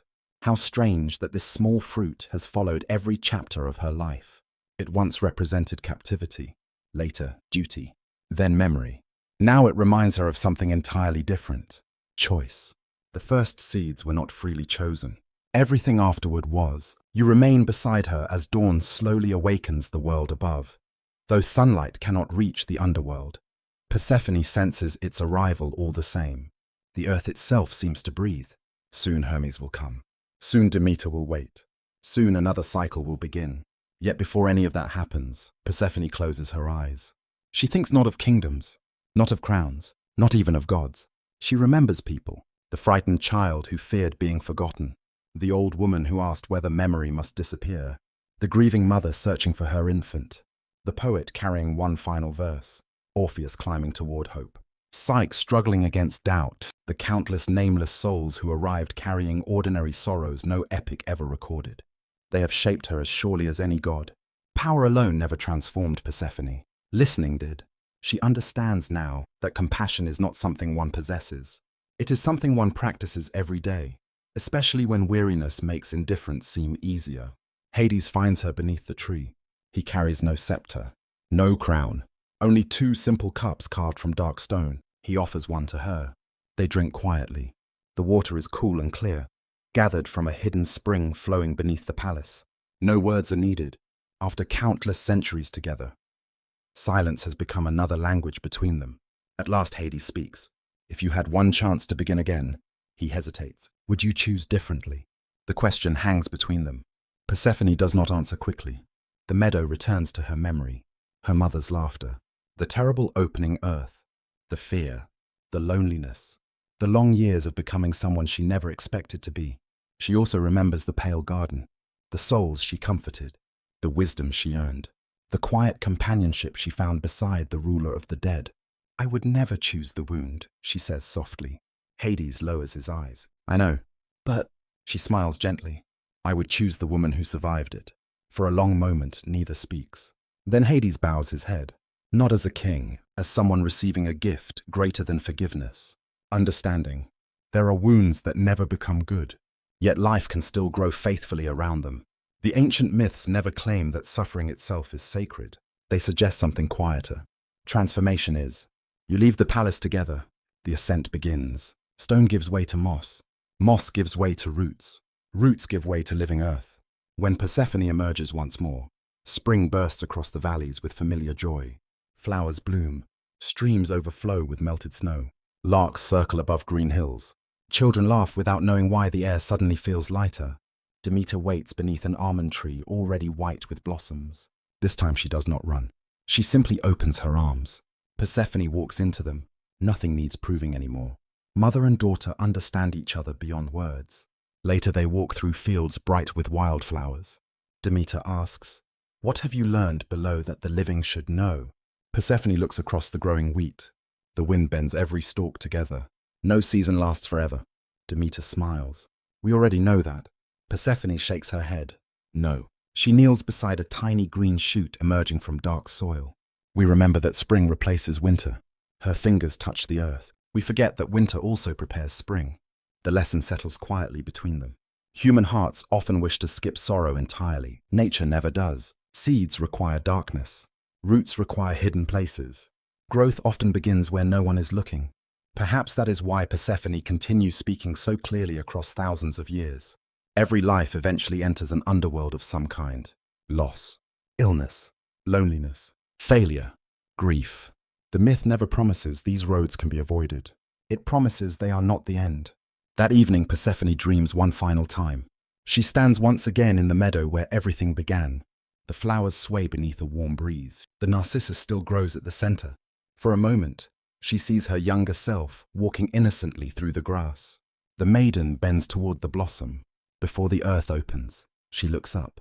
Their eyes meet. Young Persephone smiles. The queen smiles back. Neither tries to change what comes next. The dream fades without fear. When Persephone awakens, she no longer mourns the girl she once was.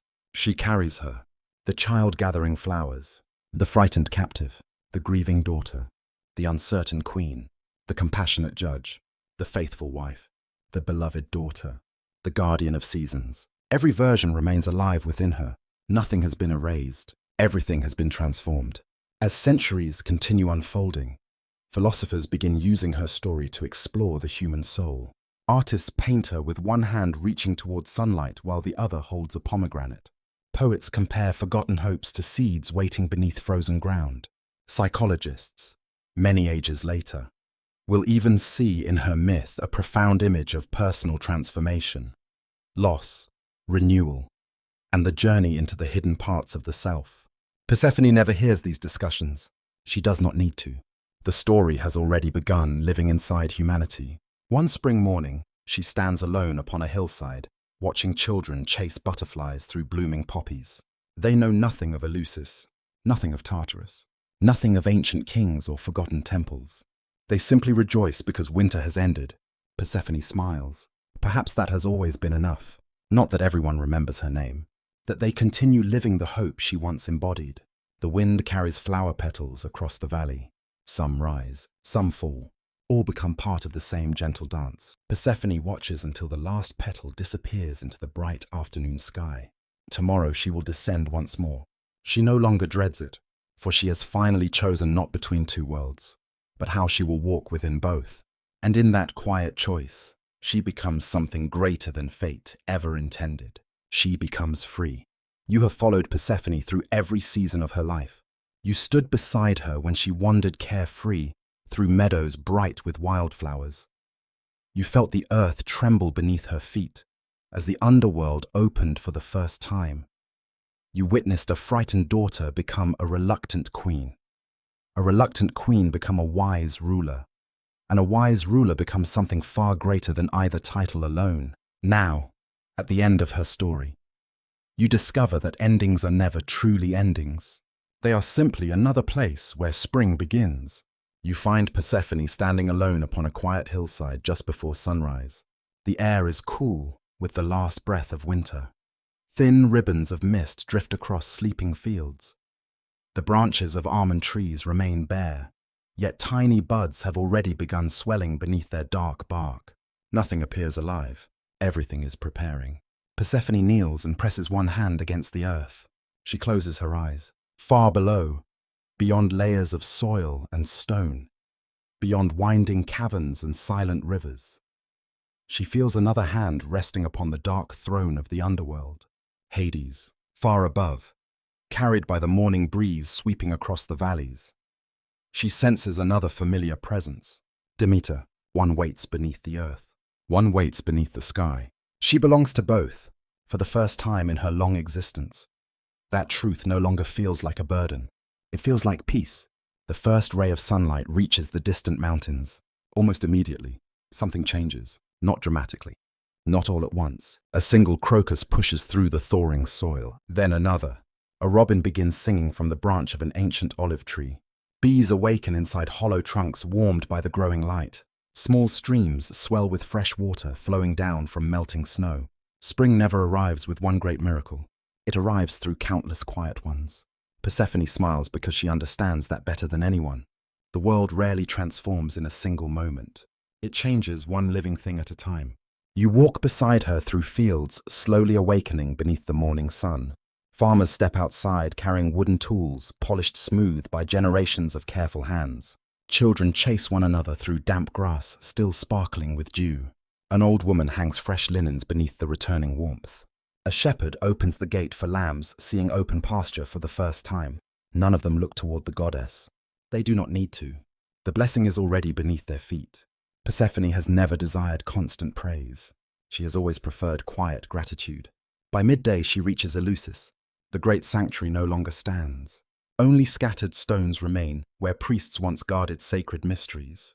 Wildflowers grow between broken columns. Poppies sway where marble floors once reflected torchlight. A fig tree has rooted itself beside an ancient foundation. Time has completed its gentle work. Persephone walks slowly among the ruins. She remembers every procession, every whispered prayer, every hopeful face entering the sacred halls. She remembers the old priestess who whispered, "We remembered." She smiles. The temple has vanished. The mystery has not. She kneels beside a weathered stone nearly hidden beneath moss. A tiny violet blooms from a narrow crack. Its roots have found life inside broken places. She touches the blossom lightly. There you are. The words are spoken not only to the flower. They are spoken to every hope that survives long after people believe it forgotten. You continue walking together until evening paints the sky in soft gold and violet. The earth seems unusually still, perhaps because one final dream is waiting. That night, Persephone falls asleep beneath the stars. For the last time, she dreams. She finds herself standing inside the meadow where everything began. The grass moves gently beneath the wind. The narcissus blossoms shimmer with morning dew. Nearby, the great pomegranate tree from the underworld now grows beside the wildflowers. Neither replaces the other. They belong together. A little girl runs laughing through the meadow. She resembles the young Persephone. Not exactly, only enough to stir memory. She gathers flowers without fear. An older woman walks beside the pomegranate tree.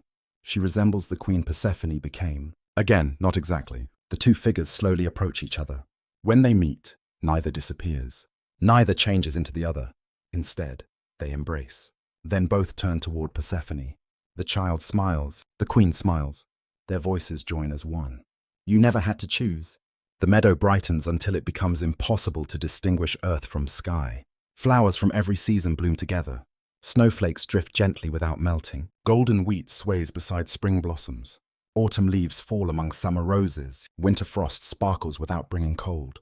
The whole world breathes as one living garden. The familiar voice that has guided Persephone through so many dreams speaks one final time. Every ending is hidden inside a beginning. When she awakens, dawn has returned. The dream leaves no sadness, only gratitude. Persephone rises and begins walking toward the first sunlight. You realize then that her story has never truly been about gods, nor about kings, nor about ancient Greece alone. It has always been about the journey every heart must eventually make. Each of us begins in a kind of spring, a season of innocence, a time when the world appears simple. Sooner or later, every life descends into an underworld. Loss arrives, love changes us, dreams break, certainty disappears. We emerge carrying wounds we never expected. Yet if we continue walking, something remarkable happens. The person who returns is wiser than the one who left. Not because suffering is beautiful, but because compassion often grows where certainty once stood. Persephone teaches that grief and joy are not enemies. They are companions walking the same road. One teaches us what we love. The other teaches us how deeply we can love again. As the centuries continue turning, her name will be spoken less often than those of some other gods. Zeus will remain the mighty king, Athena the wise strategist, Apollo the radiant archer. Yet Persephone's gift will quietly endure wherever people plant seeds after a difficult winter, wherever parents learn to release the children they cherish, wherever broken hearts discover the courage to bloom once more. That is a legacy beyond monument, beyond temples, beyond memory itself. The sun now stands fully above the horizon. Across Greece, flowers open together beneath its warmth. Far below, in the quiet kingdom of Hades, pale blossoms unfold at exactly the same moment. Neither world sees the other, yet both are connected by the same unseen rhythm. Persephone turns once toward the earth beneath her feet, once toward the endless sky above her, and then simply walks forward, not toward one world, not away from the other, but into the eternal cycle that has become her true home. And as you quietly leave her there, with spring unfolding around every step, perhaps you find yourself carrying one final thought into the peaceful silence of the night. No winter lasts forever. Somewhere beneath the frozen ground, unseen by every passing eye, spring is already finding its way home.